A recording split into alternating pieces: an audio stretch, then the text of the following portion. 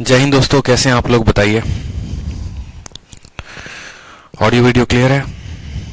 जय हिंद भाई।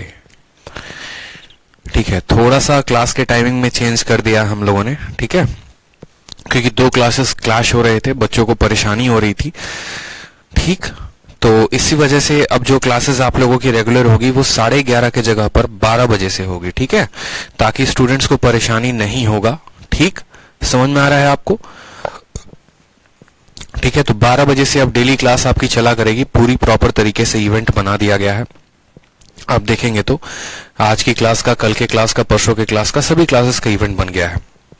साथ में आप सभी को अगर बता दें तो आप लोगों की जो शीट है वो अपलोड हो गई है, क्लास नोट्स जो है वो अपलोड हो गया है। आप एक बार अपने अपने स्टडी मटेरियल में जाकर चेक करें किसका क्लास नोट्स अपलोड हो गया है, तो सिमिलैरिटी और कॉन्ग्रुएंसी का। साथ में टाइप्स ऑफ ट्रायंगल के भी जो है प्रैक्टिस शीट अपलोड हो गए हैं। टाइप्स ऑफ ट्रायंगल जब खत्म होगा तो इसका क्लास नोट्स भी अपलोड हो जाएगा, और जैसे इसका क्लास नोट्स अपलोड होगा फिर अगला जो टॉपिक हम पढ़ेंगे सेंटर्स ऑफ ट्रायंगल, उसके प्रैक्टिस शीट अपलोड हो जाएंगे। ठीक है, समझ में आ रहा है? पहले प्रैक्टिस शीट अपलोड होता है, फिर उस टॉपिक के खत्म होने पे उसके क्लास नोट्स अपलोड होते हैं, फिर जब वो टॉपिक खत्म हो जाता है तो फिर दूसरा जो टॉपिक होता है उसके जो है प्रैक्टिस शीट अपलोड कर दिए जाते हैं। ठीक है, इकट्ठे सारे नहीं किए जाते हैं, ताकि क्या हो कि बच्चा कंफ्यूज ना रहे, परेशानी ना हो। जैसे जैसे टॉपिक आगे बढ़ते चलता है वैसे वैसे जो है हम करते चलते हैं। ठीक है, समझ में आ गया? तो 12 बजे से आज के बाद आप लोगों की मैथ्स की क्लास होगी, ताकि कोई परेशानी किसी स्टूडेंट को ना हो। और साथ में गुरुकुल में भी जैसे मैं पढ़ाता हूँ, सुबह 9 बजे से 11 बजे तक मेरी क्लास चलती है, तो कभी कभार वो क्लास 11:15 हो जाती है, कभी कभार वो क्लास जो है वो 11:30 हो जाती है, तो टाइमिंग थोड़ा थोड़ा मेरा क्लास करना शुरू हो जाता है। इस वजह से मैंने कहा है कि आराम से मैं 11:15 11:30 तक भी वहां छोड़ूंगा, तो 12 बजे अगर आपकी क्लास लेनी होगी तो बड़े तसल्ली से आके मैं क्लास ले सकता हूँ, बार बार डिले नहीं करना पड़ेगा। ठीक, तो 12 बजे से जो है आप लोगों की डेली क्लास लगा करेगी अब। ठीक, अब आ जाते हैं अपना टाइप्स ऑफ ट्रायंगल। बहुत ही नया टॉपिक है, लेकिन मुझे नहीं लगता कि इतना बेसिक में इसको लेके जाने की आवश्यकता है, क्योंकि इतना कुछ तो मैं आप लोगों को ऑलरेडी बता चुका हूं। ट्रायंगल क्या होते हैं, ट्रायंगल के कितने प्रकार होते हैं। ठीक है, तो थोड़ा बहुत एक बार क्विक रिविजन कर लेते हैं। आप अपने अपने शीट्स को डाउनलोड करके जरा देखिए, वहां दिया गया है ट्रायंगल के प्रकार। ट्रायंगल को दो पार्टों में बांटा जाता है। अगर आप देखेंगे यहां पर, तो पहला पार्ट जो है वो एंगल के आधार पर, कोनों के आधार पर, और दूसरा भुजाओं के आधार पर यानी साइड्स के आधार पर। ठीक है, टॉपिक का नाम क्या है? टॉपिक का नाम देख लो, टाइप्स ऑफ ट्रायंगल। ट्रायंगल की ये तीसरी शीट है। पहली शीट हमारा दे रखे थे हम आपको, ठीक है, और फंडामेंटल प्रॉपर्टीज ऑफ ट्रायंगल के नाम पे। दूसरी शीट हमने आपको दी सिमिलैरिटी एंड कॉन्ग्रुएंसी की, ये शीट नंबर 3 है। और फिर इसके बाद आएगी शीट नंबर 4, जो होगा आपका सेंटर्स ऑफ ट्रायंगल पे। ठीक है, तो यहां पर हम बात करते हैं ट्रायंगल। ट्रायंगल कितने तरह के होते हैं, किस आधार पर आप किसी भी त्रिभुज को बांटते हैं। ठीक है, सोचो ऐसे थोड़ी है कि आए मर्जी साइड पे बांट लिया, ऐसे है नहीं कि हाँ भैया ये एक अलग ट्रायंगल है, ये एक ट्रायंगल। पूरा जो त्रिभुज आप पढ़ते हैं, चाहे वो राइट एंगल है, ऑब्ट्यूज है, एक्यूट है, कोई भी प्रकार का कोई भी ट्रायंगल आप पढ़ते हैं, तो उनको हम किस आधार पर बांटते हैं? तो बेसिकली त्रिभुज को दो आधारों पर बांटा जाता है, कोण के आधार पर और दूसरा भुजा के आधार पर। कोण के आधार पर बांटेंगे तो 3 तरह के त्रिभुज बनेंगे, भुजा के आधार पर बांटेंगे तो 3 तरह के त्रिभुज बनेंगे। इसके अलावा और कोई दूसरा ट्रायंगल नहीं होता है। कोण के आधार पर बांटते हैं तो 3 तरह के कौन कौन त्रिभुज होते हैं? पहला होता है राइट एंगल्ड यानी समकोण, जिसका कोण जो हो वो समान हो, 90 डिग्री हो। ठीक है, फिर उसके बाद बात करते हैं acute angled. Acute angle triangle का मतलब न्यून कोण, जिसका जो कोण हो वो हमेशा 90 से छोटा हो। ठीक है, और फिर उसके बाद बात करते हैं ऑब्ट्यूज एंगल। ऑब्ट्यूज एंगल का मतलब होता है जिसका एक कोण 90 से बड़ा हो। ठीक है, तो कोणों के आधार पर हमारे एक प्यारे साइंटिस्ट नहीं मैथमेटिशियन थे, उन्होंने कहा कि देखो एक मान्यता प्राप्त करते हैं, 90 डिग्री को स्टैंडर्ड लेकर चलते हैं। अगर कोई त्रिभुज का एक कोण हमारा 90 डिग्री आ गया, मेरी बात को समझेंगे, अगर किसी त्रिभुज का हमारा एक कोण 90 डिग्री आ गया तो वो राइट एंगल हो जाएगा। अगर ये वाला कोण 90 से छोटा आ गया, तो जैसे मानो ये 90 से छोटा है तो ये एक्यूट हो जाएगा, और अगर ये कोण 90 से बड़ा आ जाएगा तो ये क्या हो जाएगा? ऑब्ट्यूज एंगल ट्रायंगल हो जाएगा। क्लियर है यहां पर? बताइए जल्दी से, समझ में आ गया बात? तो कोणों के आधार पर 3 तरीके से बांटा जाएगा, समकोण, न्यून कोण, अधिक कोण, right angle, acute angle, obtuse angle. फिर उसके बाद बात करते हैं साइड्स के बेसिस पे। कि चलो देखो इसमें भी तो हो सकते हैं, इसका जो साइड होगा वो क्या होगा, इसमें क्या तीनों साइड बराबर होंगे, अगर तीनों साइड बराबर होंगे तो क्या बोलेंगे, अगर तीनों साइड में कोई दो साइड बराबर होगा तो क्या बोलेंगे, या तीनों में अगर एक भी बराबर नहीं होगा तो क्या बोलेंगे। तो सबसे पहले बात करते हैं कि एक ऐसा त्रिभुज जिसकी कोई भी भुजा बराबर ना हो उसको बोलते हैं स्केलेन ट्रायंगल विषम बाहु। विषम बाहु त्रिभुज का मतलब क्या होता है, ये अलग है, ये अलग है और ये अलग है, जिसके तीनों भुजाओं क्या होते हैं, अलग अलग होते हैं, उसको विषम बाहु त्रिभुज कहते हैं, स्केलेन कहते हैं। हिंदी से ऐसे याद कर सकते हो, विषम, विषम का मतलब समान कुछ भी नहीं है, कोई समानता नहीं है, किसी में भी कोई समानता नहीं है, किसी भुजाओं में कोई समानता नहीं है। इनका एंगल बराबर हो भी सकता है, इनका एंगल बराबर नहीं भी हो। एंगल बराबर होगा तो खुद सोचो साइड बराबर नहीं हो जाएगा, मतलब अगर साइड बराबर नहीं है तो इनके एंगल भी बराबर नहीं होंगे, इस बात का ध्यान रखेंगे। इसके एंगल कैसे हो सकते हैं, जैसे ये 50 होगा, ये 60 होगा और ये 70 होगा, 50 60 70 ऐसा कोण हो सकता है, यानी जिसके तीनों कोनों भी अलग अलग और तीनों भुजाएं भी अलग अलग, वो क्या हो गया, स्केलेन। दूसरा बात करते हैं आइसोस्केलेस। आइसोस्केलेस को समद्विबाहु कहते हैं, बहुत इंपॉर्टेंट बनता है। अगर आप पूरे ट्रायंगल में पूछोगे ना कि सर सबसे इंपॉर्टेंट कौन सा है, तो इक्विलेटरल भी उतना इंपॉर्टेंट नहीं है जितना आइसोस्केलेस है, क्योंकि इसकी प्रॉपर्टी ज्यादा बनती है। यहां पर 6 तरह के ट्रायंगल हैं, सबसे इंपॉर्टेंट जो है वो आइसोस्केलेस है, एकदम इसको स्टार मार्क लगा लेंगे आप। आइसोस्केलेस का मतलब क्या होता है, समद्विबाहु त्रिभुज, यानी जिसकी दो भुजाएं बराबर हो। दो भुजा बराबर हो तो वो कैसा रूप ले सकता है, वो या तो ऐसा रूप ले सकता है, नहीं तो आपको ऐसा रूप ले सकता है। यहां पर अगर ये दोनों भुजाएं बराबर हो गई तो इनके द्वारा बनाया गया कोण जो होगा वो बराबर होगा। या अगर ये राइट एंगल ट्रायंगल में अगर दोनों भुजाएं बराबर हो जाती हैं, ये वाली और ये वाली, तो ये क्या हो जाएगा, राइट एंगल होने के साथ साथ ये हमारा आइसोस्केलेस भी हो जाएगा। फिर ये 90 45 और 45 का कोण बनाएंगे। समझ में आ गया बात। और तीसरा होता है इक्विलेटरल। इक्विलेटरल का मतलब क्या हो गया, जिसकी तीनों भुजाएं जो है वो क्या हो गई, बराबर हो गई। जैसे इक्विलेटरल हमेशा ऐसा बनता है।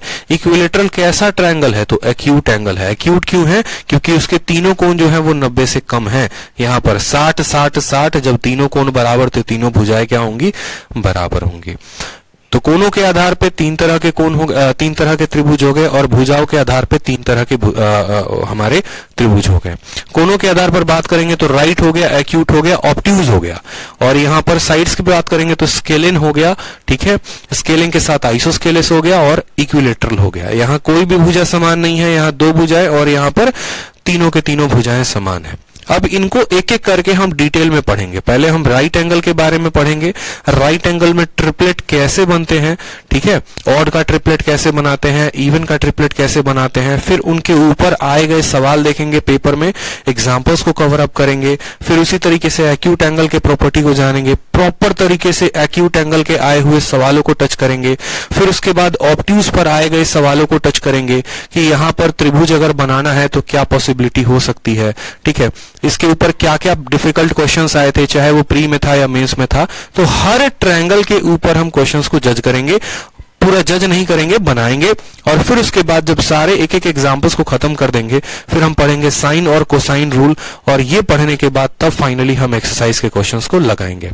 इससे क्या होगा, इससे अगर कोई गधा से गधा बच्चा भी है या बहुत स्मार्ट से स्मार्ट बच्चा भी है, जैसे मेरे गधा एकदम गधा हो, मैं अपने आप को मानता हूं एकदम गधा हूं, चलो मान लो, ठीक है, मेरे को कुछ नहीं आता मान लो, तो भी अगर इस तरीके से अगर मैं पढ़ूं ना, अगर त्रिभुज को मैं पढ़ूं, तो मुझे एक एक पिक्चर क्लियर होगा कि भैया स्केलेन क्या है, ऑब्ट्यूज क्या है, कैसे स्केलेन पर सवाल बनाए जाते हैं, कैसे एक्यूट पर सवाल बनाए जाते हैं, समझ रहे हैं। तो बहुत मेहनत से इसके ऊपर काम किया गया है, बहुत अच्छे तरीके से एक एक पॉइंट को नोट किया गया है, ताकि हर वो स्टूडेंट को बहुत अच्छे तरीके से ये बात क्लियर हो। मैं मानता हूं कि मान लो कोई स्टूडेंट 12वीं पास करके वो ये वीडियो देख रहा है, या कोई एमटेक का स्टूडेंट है जो ये वीडियो देख रहा है, तो हर तरीके के स्टूडेंट के लिए कंफर्टेबल हो, हर एक टाइप, हर एक कैटेगरी को वो समझे, उसके ऊपर क्वेश्चन भी प्रैक्टिस करे, सिर्फ वो थ्योरी ना पढ़े।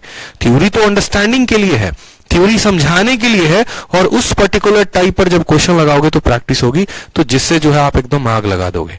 हर तरह के ट्रायंगल पे कंसेप्ट क्लियर होंगे, मिक्स कुछ भी नहीं रहेगा। तो सबसे पहले शुरुआत करते हैं, ठीक है, राइट एंगल ट्रायंगल से। तो चलिए शुरू करते हैं। ठीक है, तो राइट एंगल ट्रायंगल यानी समकोण त्रिभुज के बारे में पढ़ते हैं। समकोण त्रिभुज देखो बीच बीच में कहीं कहीं पर ये बक्से बने होंगे, तो ये बक्से मतलब जब हम पीपीटी बना रहे थे ना, तो ये साइन जो फॉन्ट है वो छूट गया है, तो उसके लिए आप परेशान मत हो, आप शीट से देख सकते हो। जहां जहां ये बक्सा है मतलब यूं समझ लो ऐसा एंगल का साइन है, तो परेशान मत होना। ठीक है, यहां पर ये फॉन्ट एक्सेप्ट नहीं किया हमारा जो ये सिस्टम है, इस वजह से उसको बॉक्स बना दिया है, तो परेशान मत होना।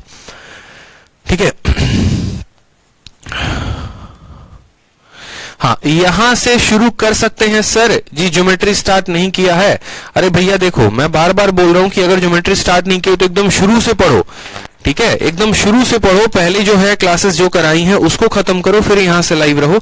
आप एक आज की क्लास अटेंड करो, देखो समझ में आता है तो आगे कंटिन्यू कर सकते हो, कोई दिक्कत की बात नहीं।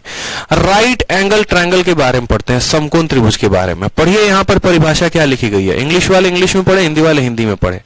ठीक है, चलो आ जाओ सवाल में। If one of the angles of a triangle is right angle triangle then the triangle is called right angle triangle. कोई भी एक एंगल अगर राइट एंगल होगा, एकदम अपने जगह पर स्थिर होगा, राइट होगा, 90 का कोण बनाएगा, तो उसको क्या बोलते हैं, उसको राइट एंगल ट्रायंगल बोलते हैं। जरूरी नहीं है कि जिंदगी भर राइट एंगल ट्रायंगल का यही शेप हो। जैसे मानो मैंने एक ट्रायंगल ऐसा बनाया, उसमें अगर ये वाला कोण 90 हो जाता है तो भी ये राइट एंगल ट्रायंगल है। अब राइट एंगल ट्रायंगल बन गया तो एक एक बातों को यहां समझते हैं कि यहां पर आधार क्या है, लंब क्या है, हाइपोटेनस क्या है। तीन बातें होती हैं। देखो जैसे यहां पर कोण बना है, तो ये जिस पर टिका हुआ है ना, आप ऐसे समझ लो जो इसकी नींव है इसको बोलते हैं बेस, यानी इसको बोलते हैं आधार। ठीक है, ये जो होता है एकदम लंबा की तरह एकदम खड़ा है फिल टावर की तरह, तो ये हमारा क्या है, हाइट है। ये इसकी ऊंचाई है कि भैया तुम कहां तक गए हो। ठीक है, ये यहां तक गया तो ये इसकी ऊंचाई है, क्या बोलेंगे, ऊंचाई बोलेंगे। समझ में आ गया बात, ठीक है। और यहां पर जो है ये क्या है, हाइपोटेनस है। हाइपोटेनस को हिंदी में क्या बोलते हैं बताइए जरा एक बार।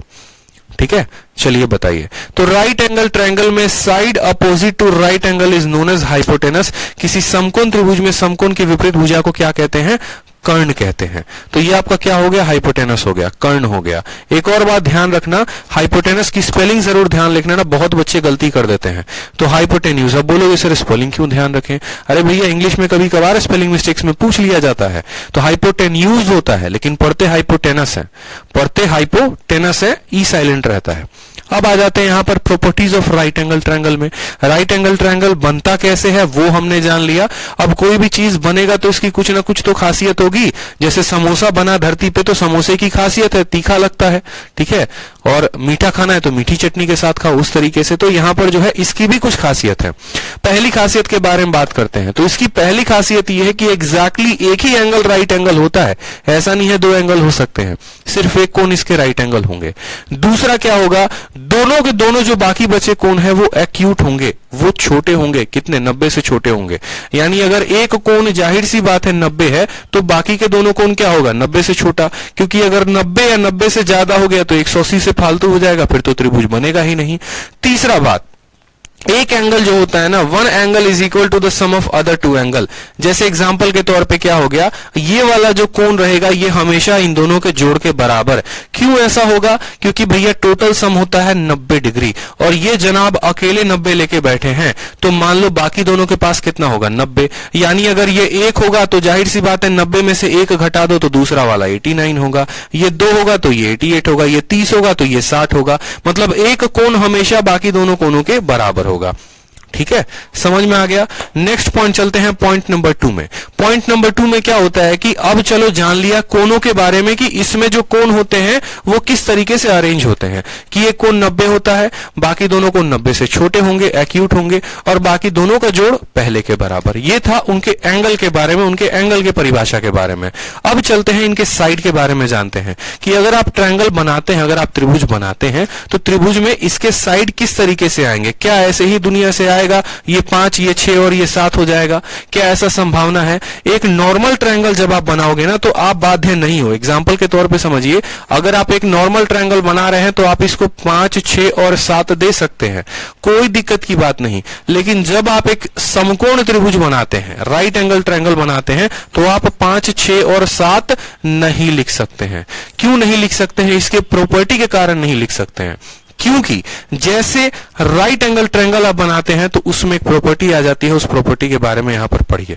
क्या कहा गया है, पाइथागोरस का एक प्रमेय था।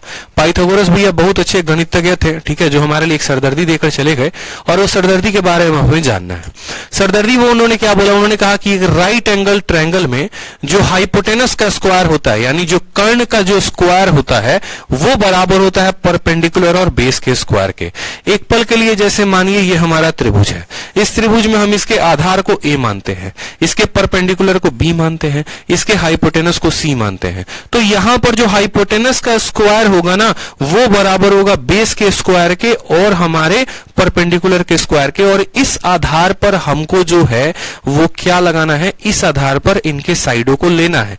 ऐसा साइड हमें लेना पड़ेगा जहां पर जो कर्ण होगा उसका जो स्क्वायर होगा वो आधार और लंब के स्क्वायर के क्या होगा, जोड़ के बराबर होगा। ये बात समझ में आ रहा है? ऐसा ट्रायंगल बनाएंगे, ऐसा नहीं कि 5 और 6 और 7 लेके बैठ जाएंगे। जैसे एग्जांपल के तौर पे अगर आप हाइपोटेनस को 5 लेते हैं तो आपको बेस को 3 और 4 लेना पड़ेगा कि 3 का स्क्वायर 4 का स्क्वायर 5 के स्क्वायर के बराबर, ठीक है। तो ये जो है इसको क्या बोलते हैं, इसको बोलते हैं पाइथागोरस का थ्योरम। थ्योरम पाइथागोरस का क्या कहता है कि बेस का स्क्वायर और परपेंडिकुलर का स्क्वायर बराबर होगा हाइपोटेनस के स्क्वायर के, ठीक। ये हो गया पाइथागोरस का थ्योरम। अब ये थ्योरम में जो जो वैल्यू सेटिस्फाई करेंगी उन वैल्यूज को बोलते हैं पाइथागोरियन ट्रिपलेट। ट्रिपलेट ये दिख रहे हो, 3 की तिकड़ी है, 3 की तिकड़ी है तो मतलब इसको क्या बोलेंगे, ट्रिपलेट बोलेंगे। यानी एक नया शब्द आया हमारे पास पाइथागोरियन ट्रिपलेट। और वो ट्रिपलेट क्या है, जो भी ये कंडीशन को सेटिस्फाई करेगा उसको क्या कहा जाएगा, ट्रिपलेट कहा जाएगा कि भैया ये ट्रिपलेट है। जैसे क्या 5, 6 और 7, समझिएगा मेरी बात को। जैसे मानिए 1, 2 और 3, तो क्या 1 का स्क्वायर और 2 का स्क्वायर 3 के स्क्वायर के बराबर है? तो 1 का स्क्वायर 1, 2 का स्क्वायर 4 और यहां 9, तो नहीं भैया नहीं बराबर है। नहीं बराबर है तो ये क्या ट्रिपलेट होगा? तो नहीं, ये ट्रिपलेट नहीं होगा, ये ट्रिपलेट नहीं होगा। ट्रिपलेट वही होगा जो उसके कैटेगरी को सेटिस्फाई करेगा। जैसे मानो यहां पर 1, 2, 3 नहीं कर सकता, लेकिन अगर हम 3, 4 और 5 में देखें तो भैया 3 का स्क्वायर 4 का स्क्वायर 5 का स्क्वायर जोड़ेंगे जरा तो 9 आ रहा है, 16 आ रहा है और यहाँ 25 आ रहा है। जी भैया 16 और 9 और 25 ये सेटिस्फाई कर रहे हैं, मतलब ये क्या होगा, ट्रिपलेट होगा। ये क्या होगा, ट्रिपलेट होगा। समझ में आ गई बात? अब दूसरा एक बच्चे के मन में सवाल आता है, ट्रिपलेट का मतलब ये तो नहीं कि वो लगातार की संख्याएं हो? तो नहीं भाई, ऐसा कोई बात नहीं है, वो लगातार की संख्याएं नहीं होंगी, ठीक। ऐसा अपने मन से निकाल दो। जैसे मानो 5, 12 और 13, 5, 12 और 13, इस बात को ध्यान दो। तो 5 का स्क्वायर कितना होता है, 25। 12 का स्क्वायर कितना होता है, 144। 25 और 144 कितना होता है, 169, जो किसका स्क्वायर है, 13 का। तो 5 के स्क्वायर में जब 12 के स्क्वायर को जोड़ेंगे तो क्या आएगा, 13। मतलब ये भी क्या है, ये भी ट्रिपलेट है। ये भी क्या है, ट्रिपलेट है। बिल्कुल समझ में आ गया बात? क्या है, ट्रिपलेट है।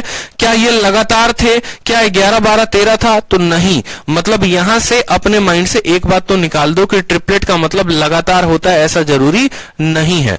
ट्रिपलेट का मतलब वो होता है जो हमारे a square plus b square बराबर c स्क्वायर के कंडीशन को सेटिस्फाई करे, ठीक है। समझ में आ गया? आप लोग चिंता मत करो, समझो कि मैं ये मान के चलता हूं ना कि आपने जो है बचपन में बचपना किया, ठीक है, इधर उधर ध्यान बटाया, महिला मित्र बनाए, लेकिन पढ़ाई नहीं की, तो एकदम वहां से आपको हम गणित सिखा रहे हैं। समझ रहे हो? आर.एस. अग्रवाल पढ़ते थे, एनसीईआरटी पढ़ते थे, तो एकदम वहां से गणित आपको पूरा का पूरा ज्योमेट्री बता रहा हूं। क्यों डिटेल में इतने ज्योमेट्री में मैं जा रहा हूं? ताकि आप हर उस बात को समझ पाओ। और दूसरा ज्योमेट्री है ना, उसका एक भी क्वेश्चन आप ना छोड़ो अपने पेपर में। ज्योमेट्री मेंसुरेशन इतने डिटेल में बताना है जितना पूरे YouTube पे, पूरे एप्लीकेशन पे, पूरे इस इंडस्ट्री में कोई इतना डिटेल वे में हर कुछ ना बता सके। घंटे मेरे लग रहे हैं, रूम का किराया मेरा लग रहा है, चिंता मत करो, ठीक है। सैलरी मुझे लोगों को देनी है, लाखों लाखों रुपए मैं एक्स्ट्रा दे रहा हूं, आपसे एक्स्ट्रा फीस नहीं ले रहा, मैं नहीं ले रहा, तो बस मन लगा के पढ़ो, ठीक है। आप बस पढ़ते जाओ, एक एक चीजें बतानी मेरी जिम्मेदारी है, समझ रहे हो। एक एक चीज ये आर.एस. अग्रवाल में ही दी गई थी, 6ठी 7वीं की बात है, लेकिन कोई बात नहीं, नहीं याद है तो दोबारा से ध्यान रखेंगे। तो जो इस कंडीशन को सेटिस्फाई करे उसको ट्रिपलेट कहते हैं। अब बात आता है कि क्या, चलो ट्रिपलेट है, लेकिन हम बच्चे बेचारे, हमको तो कुछ नहीं पता, हम ट्रिपलेट याद करें तो कैसे करें। जैसे कुछ ट्रिपलेट के ऊपर नजरें दौड़ाइए, कुछ ट्रिपलेट यहां पर करिए, तो ये फॉलोइंग के पाइथागोरियन के ट्रिपलेट है, और यहां पर ये कुछ ट्रिपलेट दिए गए हैं जो परीक्षा में पूछे जाते हैं। इनका फॉर्मेशन भी हम आपको बता देंगे कैसे होता है। जैसे यहां पर पढ़िए कि जब भी कोई समकोण त्रिभुज दिया गया होता है, whenever a right angle triangle will be given, two of its side will be given and you are required to find the third side। क्या होगा, दो भुजाएं दी गई होंगी और आपको तीसरा भुजा जो है वो पाइथागोरस के थ्योरम से पता करना होगा। ठीक है, इस बात को ध्यान रखिए। जैसे अभी दो तीन बातें बताते हैं, एग्जाम्पल क्या होगा समझेंगे।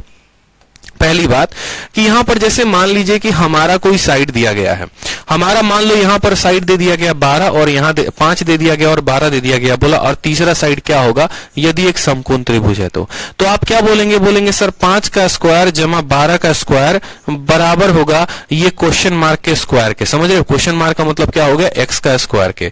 यानी यहां पर आ जाएगा 169 अगर एक्स का स्क्वायर है तो एक्स का मान कितना होगा 13 हो जाएगा। ऐसा पूछा जा सकता है, या आपसे ऐसा पूछा जा सकता है कि एक बात बताओ ये 7 है और ये 25 है, एक्स का मान बताओ, एक्स का मान कितना होगा अगर तुम्हारा ये क्या है राइट एंगल ट्रायंगल है।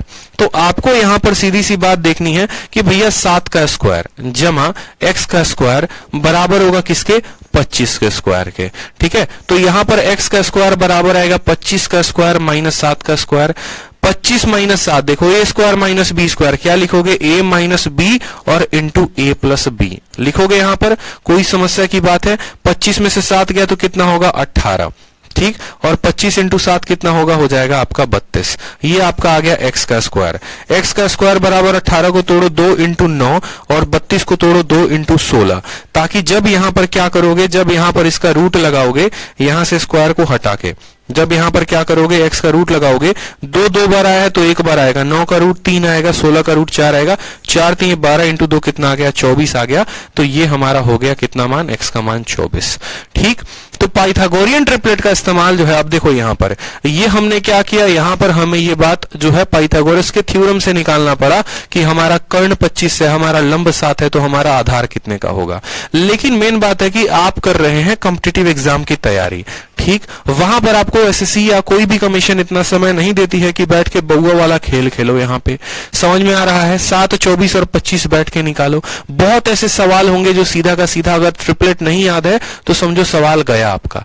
ठीक है, जैसे कल के क्वेश्चंस हम लोग देख रहे थे, ट्रिपलेट आ रहा था, अगर नहीं आता तो क्वेश्चन नहीं बना पा रहे थे। उसी तरीके से यहां पर इस बात को समझिए कि अगर किसी बालक को सीधा का सीधा ये बात पता होता कि भैया 7, 24 और 25, यहां पर जरा देखो 7, 24 और 25 क्या बनाते हैं, यहां गौर से देखो कि 7, 24 और 25 ट्रिपलेट बनाते हैं। अगर 7 दिया गया है 25 दिया गया है तो पक्का जो छूट रहा है वो क्या है, वो 24 है। तो वो यहां पर बिना ट्रिपलेट निकाले भी बोलता 7 है 24 है, 7 है 25 है, तो पक्का दूसरा वाला क्या होगा हमारा 24 होगा। अब जैसे मानो मैंने आपको एक ट्रायंगल दे दिया यहां पे और मैंने कहा ये आपका 9 है और ये आपका 41 है, बताओ तीसरा वाला कितना होगा। अब अगर कोई मान लो कि एकदम खत्म बच्चा है जिसको हम बता भी दिए कि बता देखो ये ट्रिपलेट होता है और ये ट्रिपलेट तुम्हें याद रखना है, लेकिन वो बोलेगा नहीं सर हम याद नहीं करेंगे, हम पाइथागोरस के ट्रिपलेट से चलेंगे, हम तो उसको निकालेंगे बैठ के। तो वो क्या करेगा, बैठ के 41 के स्क्वायर से 9 के स्क्वायर को माइनस करके फिर रूट निकालेगा, जिंदगी खराब करेगा। लेकिन कोई स्मार्ट बच्चा है जो कहता नहीं हमको तो सिलेक्शन इसी बार चाहिए, ठीक है, हम अगले साल तक का इंतजार नहीं कर सकते, उसको तुरंत ध्यान आएगा कि 9 और 41 किसके साथ ट्रिपलेट बनाते हैं। जरा टेबल में देखो 9, 40, 41 होता है। देखो यहां पर 9 और 41 किसके साथ बना रहा है, तो 9, 40 और 41 ट्रिपलेट बना रहा है। जहां 9 दिया गया है 41 भी दिया गया है तो पक्का दूसरा वाला कौन होगा, तो 40 होगा। ठीक है, पक्का दूसरा वाला कौन होगा, तो 40 होगा। तो यहां पर देखो ये वाली जो वैल्यू होगी वो कितनी होगी, ये क्वेश्चन मार्क के जगह पे एक्स के जगह पर कितना आ जाएगा 40। ये बातें आपको ध्यान होनी चाहिए। जैसे मानो यहां पर अगर मैं फिर से एक और वैल्यू कहूं 11 और 61 और फिर मैं पूछूं बताओ इसकी वैल्यू कितनी होगी। ठीक है, 11, 61 और इसकी वैल्यू कितनी होगी बता दो जल्दी से, तो आप क्या बताओगे, 11, 61 बता दो जल्दी से, वैल्यू कितनी होगी बता दो। ठीक है, बता दो।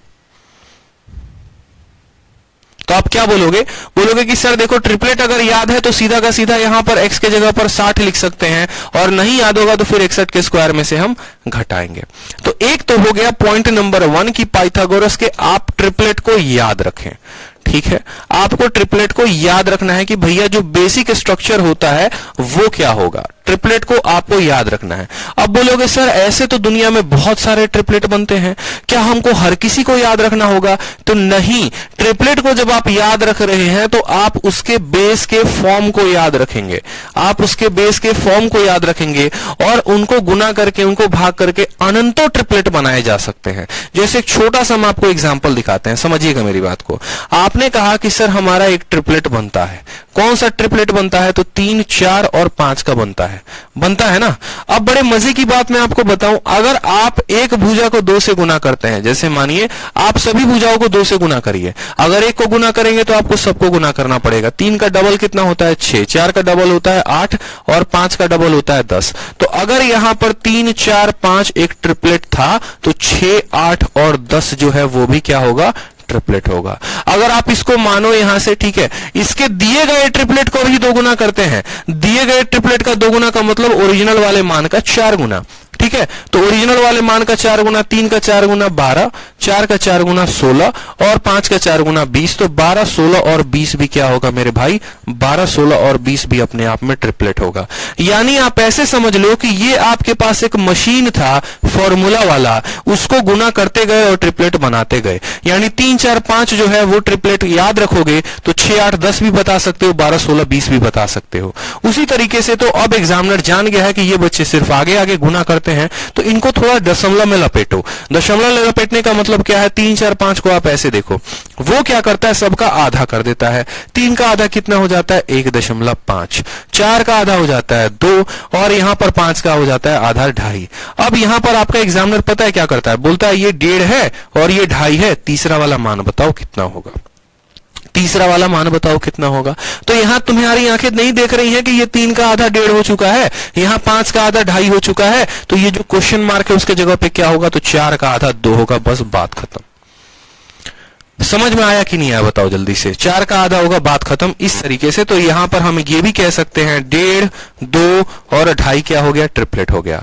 और एग्जामिनर आपका बदतमीजी करता है, बकवासबाजी करता है पेपर में और थोड़ा सा आपको परेशान करता है। वो क्या करता है? अब इसका आधा ना करके 1/4 कर देता है, 1/4 कर देता है। तो 1/4 करने का मतलब क्या हो गया? इसको हर किसी को 4 से वो भाग कर देगा, इसको भी 4 से, इसको भी 4 से, इसको भी 4 से। और उस केस में क्या करेगा? देखो 3 के स्थान पर जैसे मानो यहां पर 1 दे देगा, यहां बोलेगा 1.25 है और ये x की वैल्यू बताओ कितनी होगी? ठीक, x की वैल्यू बताओ कितनी होगी? अब आप क्या करोगे? आप बोलोगे क्या तुम्हारी आंखें नहीं देख रही कि 4 का 1/4 हुआ है, 5 का 1/4 हुआ है, तो 3 का 1/4 बताओ। यानी 3 को 4 से भाग करो, 3 को 4 से भाग करोगे तो 0.75 आएगा। आएगा कि नहीं आएगा बताओ जल्दी से? यानी बिना कलम उठाए, बिना पाइथागोरस का थ्योरम लगाए, बिना यहां पर स्क्वायर फलाना रूट वूट किए हुए आप x का मान बता सकते हो। कैसे x का मान बता सकते हो? ओरिजिनल स्ट्रक्चर अगर ध्यान था, ओरिजिनल स्ट्रक्चर अगर ध्यान था तो आप x का मान बता पाए। तो x का मान कितना हुआ मेरे भाई? तो 3 का 1/4 कर देंगे, यानी 0.75 जो होगा वो हमारा करेक्ट आंसर होगा। यानी यहां पर हम ये भी कह सकते हैं कि 0.75, 1 और 1.25 क्या है? अपने आप में ट्रिपलेट है। ठीक है, समझ में आ गया? समझ में आ गया? तो पहले हमने किसके बारे में पढ़ा? पहले हमने पढ़ा पाइथागोरन का ट्रिपलेट बनता कैसे है, तो यहां पर इसका स्क्वायर करके। दूसरा फिर हमने पढ़ा कि अगर एक ट्रिपलेट दिया है तो उसके आधार पर अनंत ट्रिपलेट बनाए जा सकते हैं। ठीक, तो पॉइंट हमेशा क्या ध्यान रखना है कि बेसिक ट्रिपलेट ध्यान रखना है। ठीक है, जो बेसिक फॉर्म है, जो बेस फॉर्म है ट्रिपलेट का, वो ध्यान रखना है।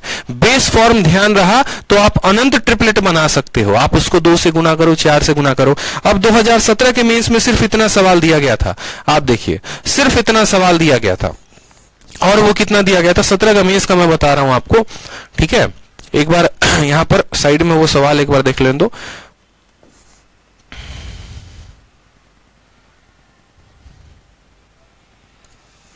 सवाल आपका दिया गया था, ठीक है, सवाल आपका दिया गया था कि ये वैल्यू जो है ये आपकी 2 है, ठीक, और ये वैल्यू 0.16 है। आपसे पूछा गया था ये वाली वैल्यू कितनी होगी, बता दो। ये वाली वैल्यू 2 दी गई थी हाइपोटेनस, ये वाली वैल्यू जो है वो 0.6 दी गई थी, और आपसे पूछा गया था ये क्वेश्चन मार्क जो है, ये क्वेश्चन मार्क कितना होगा बताइए। क्वेश्चन मार्क कितना होगा बता दो। ठीक है, क्वेश्चन मार्क कितना होगा बता दो। तो क्या आप यहां पर छोटी सी बात को नहीं समझ सकते हो? बताओ यहां पर। ठीक है,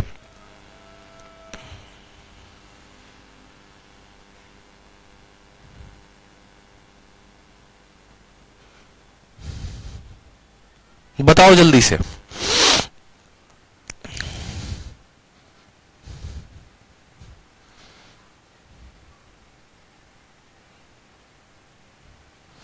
दो नहीं होगा यहाँ, एक मिनट, दो नहीं होगा ना, यहाँ 0.2 होगा, 0.2 होगा, ठीक है, 0.2 होगा, 0.16 होगा, क्वेश्चन मार्क बोला गया, ठीक है। तो यहां पर समझेंगे मेरी बात को, आप जरा गौर से देखो तो इसका 2 गुना यहां पर था, इसका 4 गुना यहां पर था, ठीक है। अब जरा 12, 16 और 20 क्या बनाते हैं, ट्रिपलेट बनाते हैं। इसको 100 से भाग किया गया है तो 0.2 आया है, इसको 100 से भाग किया गया है तो 0.16 आया है। तो 12 में भी 100 का भाग लगाना पड़ेगा, और जब 12 में 100 का भाग लगाएंगे तो वो हो जाएगा हमारा 0.12। समझ में आ गया या नहीं आ गया? या आप ऐसे कह सकते हैं कि ये जो हमारा बेस फॉर्म है, बेस फॉर्म में 4 का 4 गुना 16 होता है। 4 का 4 गुना कितना होता है? 4 का 4 गुना 16 होता है, और 16 से देखो 4 से गुना करने के बाद 100 से भाग कर दिया गया है। आप ऐसे समझो कि 4 से 4 को गुना किया गया है और वापस उसको 100 से भाग कर दिया गया है। मतलब हम ऐसा कह सकते हैं हर एक संख्या को 4 से गुना करना है, 100 से भाग करना है। 4 को 4 के साथ गुना करके 100 से भाग, 5 को 4 के साथ गुना करके 100 से भाग, तो आपको भी 3 को 4 के साथ गुना करके 100 से भाग कर देना था, यानी 0.12। ठीक है, तो ये हम कब करते हैं? जब हमें एक वैल्यू पता होती है, उसके आधार पे अलग अलग ट्रिपलेट बनाए जा सकते हैं।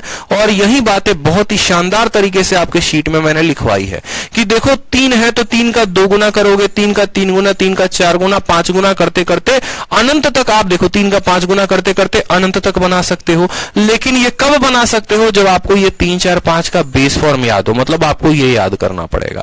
उसी तरीके से अगर 5, 12, 13 है तो 2 गुना करो, 3 गुना करो, 4 गुना करो, अनंत तक बनाओगे। अगर 7 है तो 7 का 2 गुना करके, या 7 का आधा करके, या 7 का 3 गुना करके बना सकते हो। तो जो बेस फॉर्म है वो क्या क्या है, उसको मैं यहां पर बॉक्स बना के कर रहा हूं कि ये बॉक्स बना के आप बेस फॉर्म याद कर सकते हो। 7, 24 और 25, 8, 15, 17, 9, 40, 41, 11, 60, 61, 1, 1 रूट 2, 1, 3 रूट 2। और ये सारे के सारे कैसे बने हैं? तो सारे के सारे पाइथागोरस के फॉर्मूले से बने हैं। ठीक है, और ये सारे के सारे ट्रिपलेट कैसे बनते हैं? यही 2 दिए गए फॉर्मूले से। समझ में आया? अब यहां पर छोटी सी बात आप लोगों को सिखाते हैं। ठीक है, छोटी सी बात, 2 तरीके से पाइथागोरस का आप ट्रिपलेट बना सकते हो, 2 तरीके से। जैसे मानो कि मैंने कहा कि भाई तुम्हें ये बेस याद करना पड़ेगा, और इस बेस का 2 गुना, 3 गुना, 4 गुना करके बनाओगे तो तुम जो है अनंत ट्रिपलेट बना सकते हो। ठीक, तो बच्चा बोला ठीक है सर, ये बेसवा तो हम याद कर लेंगे। ये बेसवा को बनाने का कोनो तरीका है का? बताओ। आगे आने वाले हर संख्या को तो याद कर सकते हैं 2 गुना, 3 गुना, लेकिन इस 7, 40, 41 को, सॉरी 7, 24 और 25 को कैसे याद करें? फिर हम उसको बोले सुनो बेटा इधर आओ, एक काम करो, तुम बनाओ, एक काम करो, ये 2 फॉर्मूला ध्यान रख लो। ये 2 फॉर्मूला तुम ध्यान रख लोगे तो तुम कोई भी ट्रिपलेट बना सकते हो। जैसे मानो यहां पर एक काम करो, तुम्हारा देखो, जैसे मानो यहां पर दिया गया है तुमको, ठीक है, 2n बोल दिया गया, n square minus 1, n square plus 1। जैसे मानो आपका बोल दिया गया कोई भी संख्या, ठीक, जैसे मानिए एक छोटा सा काम करते हैं अपन, जो है मैंने कहा, ठीक है, कि अपन जो है तुम क्या करो, 6 का इस्तेमाल करो। ये जो है ना, ये 6 को इस्तेमाल करके तुम क्या बनाओ, ट्रिपलेट बनाओ। देखते हैं तुम 6 को इस्तेमाल करके ट्रिपलेट बना पाते हो या नहीं। तो आपको क्या मानना है? 6 को मानना है 2n के बराबर। 2n का मान कितना मानना है? 6 के बराबर मानना है। ठीक है, 2n का मान जब आप 6 मानेंगे तो n का मान कितना आ जाएगा? n का मान 3 आ जाएगा। फॉर्मूला आपका कहता है 2n लिखिए, n स्क्वायर माइनस 1 का होल स्क्वायर करिए, और n स्क्वायर प्लस 1 का क्या करिए? होल स्क्वायर करिए। जरा देखिए यहाँ पे ये फॉर्मूला होता है कि 2n n square minus 1, sorry n square minus 1 होगा, यहाँ होल स्क्वायर नहीं होगा। ठीक है, n स्क्वायर माइनस 1 होगा, और यहां पर क्या होगा? n स्क्वायर प्लस 1 होगा। ये आपका फॉर्मूला कहता है।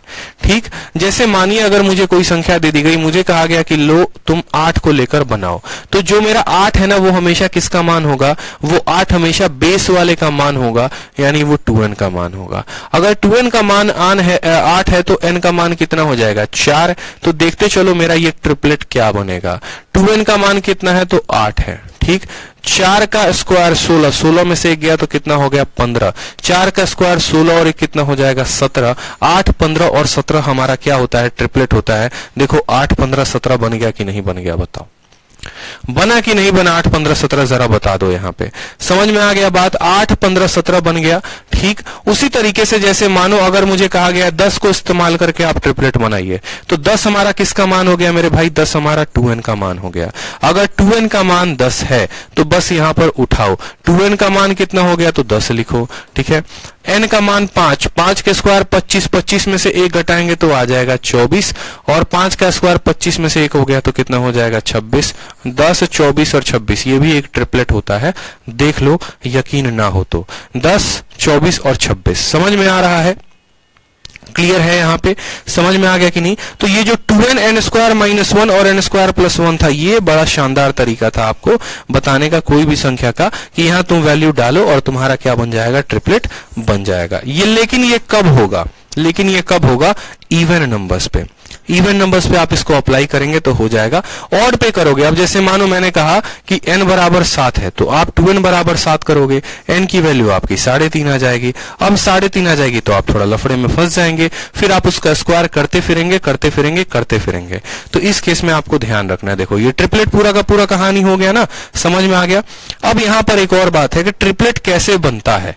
ठीक है, ट्रिपलेट कैसे बनता है इस बात को ध्यान रखो। ट्रिपलेट कैसे बनता है, जनरली ये बात मैं ट्रिग्नोमेट्री में पढ़ाता हूं, लेकिन आज मैं ज्योमेट्री में पढ़ा दे रहा हूं आप लोगों को, ताकि जो एक्साइटेशन है वो आप लोगों को पूरी की पूरी फुल फ्लेज में, ठीक है, एनर्जी आते रहे और मजा आते रहे बिल्कुल। ट्रिपलेट कैसे बनता है, तो ट्रिपलेट कैसे बना सकते हैं। दो तरह की संख्या होते हैं पूरे के पूरे पृथ्वी पे, या तो वो संख्या ऑड होगी नहीं तो वो संख्या इवन होगी, या तो वो संख्या ऑड होगी नहीं तो वो संख्या इवन होगी। ठीक है, या तो वो संख्या ऑड होगी नहीं तो वो संख्या क्या होगी, इवन होगी। जैसे मान लो ऑड का मतलब हो गया हमारा 1 3 5 7, ठीक है, और हमारा इवन का मतलब हो गया 2 4 6 8 कर करके। अब दोनों के ट्रिपलेट बनाने के नियम भी सुन लो जरा यहाँ पर। अगर आप ऑड का ट्रिपलेट बनाते हो, जैसे मानो आपने कहा कि सर मुझे क्या करना है, मुझे 3 का बनाना है, कि 3 का ट्रिपलेट कैसे बनेगा, 3 को इस्तेमाल करके ट्रिपलेट बना दीजिए। तो मैंने कहा एक काम करो बालक, 3 का तुम कर दो स्क्वायर, 3 का स्क्वायर करो यहाँ पे तो तुम्हारा क्या आ गया, 9 आ गया। तो तुम्हारा स्टेप नंबर 1 क्या हुआ, स्टेप नंबर 1 हुआ कि तुम्हें 3 का स्क्वायर करना है यानी 9 करना है। फिर मैंने कहा स्टेप नंबर 2 को फॉलो करो। अब स्टेप नंबर 2 तुम्हारा क्या होगा, तो स्टेप नंबर 2 में तुम्हें क्या करना है, इस 9 में 1 जोड़कर आधा कर देना है और 9 में 1 घटाकर आधा कर देना है। ठीक, ये तुम्हारा स्टेप नंबर 2। 3 नंबर जो आएगा देखो यहाँ पर क्या आ जाएगा, पहली संख्या तुम्हारी कितनी थी, तो बोलोगे सर संख्या हमारी 3 थी, 9 में 1 जोड़ो, 10 का आधा कितना हो जाएगा, तो 5 हो जाएगा। ठीक है, 9 में 1 घटाकर आधा कर दो और 9 में 1 जोड़कर आधा कर दो। ठीक है, समझ में आ गया। तो संख्या क्या ली थी, 3, और यहां पर कितना आ गया, 9 में 1 घटाकर आधा यानी 8 का आधा 4 और जोड़कर आधा 5, यानी तुम्हारा तीसरा स्टेप में आंसर आ जाएगा। 2 स्टेप लगाने हैं, पहले में क्या करना है, स्क्वायर करना है, और जो संख्या आएगा 1 घटाकर आधा और 1 जोड़कर आधा। ये किसके लिए होगा, ये किसी भी ऑड संख्या के लिए होगा, किसी भी ऑड संख्या के लिए होगा, इस बात को ध्यान रखिए। जैसे मानिए एक बार हम काम करते हैं 7 के साथ। अब 7 का क्या करते हैं, 7 का स्टेप नंबर 1 फॉलो करते हैं कि हमने किया 7 का स्क्वायर, 7 का स्क्वायर आ गया हमारा 49। स्टेप नंबर 2 हमने फॉलो किया, 49 में 1 घटाकर आधा और 49 में 1 जोड़कर आधा। ठीक है, तो हमारा क्या था, 7 था, 1 घटाकर आधा यानी 48 का आधा कितना हो गया, 24, और 49 का आधा कितना हो गया, तो 25 हो गया। ठीक है, मेरी बात को समझे। तो सबसे पहले आप हेडिंग डालिए ट्रिपलेट कैसे बनता है, ऑड संख्याओं का इवन संख्याओं का।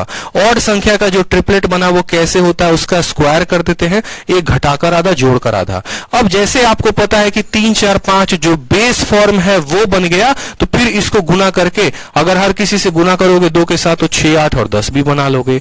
इसको 3 3 के साथ गुना करोगे तो 9 12 और 15 भी बना लोगे। तो सबसे इंपॉर्टेंट क्या था, इंपॉर्टेंट हमारे लिए ये था कि ये कैसे बने, और इसको बनाने के लिए कोई एक संख्या कैसे दी जाए। जैसे मैंने आपको क्या सिखाया था, मैंने आपको ये कहा था कि अगर एक ट्रायंगल है और मैंने कह दिया ये 25, ये हमारा कितना है, ये मान लो हमारा 25 है और ये हमारा 24 है, तीसरा कितना होगा, तो स्क्वायर करके निकाल सकते हो। लेकिन अगर एक मानो सिंपल सा मैंने कहा कि एक ही साइड दी गई है और वो बस साइड जो है तुम्हारा ऐसे है कि ये 3 है, तो बताओ ये बाकी दोनों भुजाएं कितनी होंगी। सिर्फ एक साइड में दे दो 3 और बाकी दोनों भुजाएं कितनी होंगी। तो अलग अलग हो सकता है, लेकिन जो परफेक्ट ट्रिपलेट है जो 3 का इस्तेमाल करके बनाता है वो कैसे बनता है, 3, 4 और 5 से। और वो कैसे निकाला, तो हमने कहा 3 से जो ट्रिपलेट बनते हैं वो कैसे बनते हैं, तो वो देख लो। 3 का स्क्वायर करते हैं 9, एक घटाकर आधा जोड़कर आधा, यही बनता है 3 से हमारा ट्रिपलेट। क्लियर है ये बात, सबको बता दो जल्दी से। ऑड का सीख लिया, अब इवन का सीखोगे। ठीक है, अब इवन का सीखोगे, चलो आ जाओ इवन का भी सीख लो। इवन में भी चलते हैं तो बात समझते हैं कि भैया इवन संख्याओं का ट्रिपलेट कैसे बनाते हैं। जितने भी इवन संख्या हो गए, जैसे मान लो 4 का अपन को ट्रिपलेट बनाना है, तो स्टेप नंबर 1 फॉलो करना पड़ेगा कि 4 को क्या करना पड़ेगा, आधा करना पड़ेगा। आधा करने के बाद कितना आ गया, तो 2 आ गया। अब स्टेप नंबर 2 इसमें लगाना पड़ेगा। 2 का क्या करना पड़ेगा, तो 2 का जो है आपको, ठीक है, 4 को छोड़ो, 4 से थोड़ा सा कम समझ में आएगा। एक काम करते हैं, 8 को लेकर चलते हैं। मान लो कि आपने 8 का किया आधा, 8 का आधा करोगे तो कितना आएगा, 4 आएगा। अब आपको क्या करना है, 8, ठीक है, ठीक, यहां पर कितना आ गया, 4 आ गया। 4 का स्क्वायर करेंगे, 4 का स्क्वायर कितना होता है बताओ, 4 का स्क्वायर कितना होता है बता दो जल्दी से। तो 4 का स्क्वायर बोलोगे सर 16 होता है। ठीक, 4 का स्क्वायर कितना होता है, 16 होता है। स्टेप नंबर 3 में क्या करना है आपको, 16 में से 1 घटा देना है और 16 में से 1 क्या करना है, जोड़ देना है। तो 8, 15 और यहां पर 17, ये हमारे क्या हो गए, ये हमारे ट्रिपलेट हो गए। ये हमारे क्या हो गए, ट्रिपलेट हो गए। मेरी बात समझ में आ गया कि नहीं आ गया सबको, बताओ। इवन क्लियर है, बता दो जल्दी से। ठीक है, इवन क्लियर है, बता दो जल्दी से।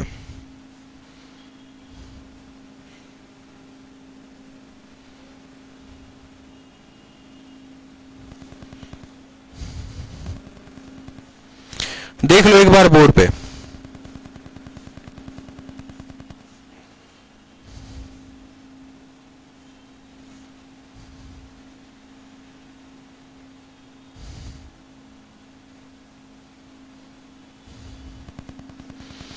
क्लियर हो गया, बता दो।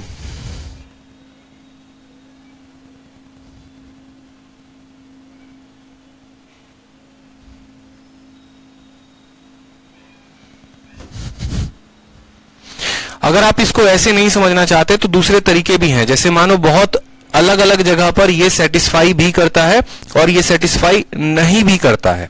इसीलिए आपको एक दूसरा एग्जांपल देकर और समझाते हैं। जैसे मान लीजिए कि 14 है, 14 है। 14 हमारा क्या है, 14 हमारा एक इवन नंबर है और 14 से हमें क्या करना है, 14 से स्क्वायर निकालना है या ट्रिपलेट। तो पहला हमने क्या किया, 14 का कर लिया, पहला स्टेप में हमने आधा। 14 का आधा कर लिया तो कितना आ गया, हमारा आ गया 7। दूसरा स्टेप में हमें क्या करना है, दूसरा स्टेप में हमें 7 का स्क्वायर करना है 49। 49 तोड़ लिया हमने। और तीसरा स्टेप में आपको बताया था क्या करने को, तीसरा स्टेप में बताया था कि 49 में एक जोड़कर या 49 में से एक घटाकर आधा कर दो। ये वाला ध्यान रखो, पुराना वाला भूल जाओ। 49 में घटाकर आधा करो, 49 में जोड़कर आधा करो, तो आपका सीधा का सीधा आ जाएगा 14। ठीक, 48 का कितना हो गया देखो यहां पे, ठीक है, 48 बटे 2 कितना हो गया आपका, 14। ठीक है, यहां 24 आ जाएगा, यहां 25 आ जाएगा और 14 का आधा कर दिया मतलब 7 से आएगा। तो 7, 24 और 25 आप ऐसे भी कर सकते हो, 7, 24 और 25। लेकिन 14 से पर्टिकुलर कैसे निकालोगे, 7, 24 और 25 आप ऐसे भी कह सकते हो। देखो 7, 24 और 25 आ गया। ठीक है, अब 7, 24 और 25 आ गया तो इसका दोगुना कर दो, इसका दोगुना कर दो तो क्या आ जाएगा, 14, 28 और हमारा कितना हो जाएगा, 14, 28 और 50 हो जाएगा। 14, 28 और 50 कैसे आएगा, तो सेम तरीके से मैंने आपको क्या कहा था कि 14 जो है, तो 14 को कैसे बांटो, तो पहले 14 का करो आधा, 14 का आधा करोगे तो आएगा 7। 7 का स्क्वायर कर दो यहाँ पे, तो 7 का स्क्वायर करोगे तो 49। ठीक है, एक मिनट, 14, 48 और 50। तो 48 इसमें से एक घटा दो और इसमें से एक जोड़ दो, दोनों तरीके से। समझ में आ गया कि नहीं आ गया बताओ? आ गया ना? देख लो दोबारा से इवन का मैं आपको बता दे रहा हूं, दोबारा से इवन से मैं आपको समझा देता हूं। करना क्या है, कुछ नहीं करना। स्टेप नंबर 1 ध्यान रखना है कि हम क्या कर रहे हैं, 14 का आधा कर रहे हैं। 14 का आधा कितना हो गया? तो हमारा 7 हो गया। स्टेप नंबर 2 क्या कर रहे हैं, 7 का स्क्वायर कर रहे हैं, ये हमारा 49 हो गया।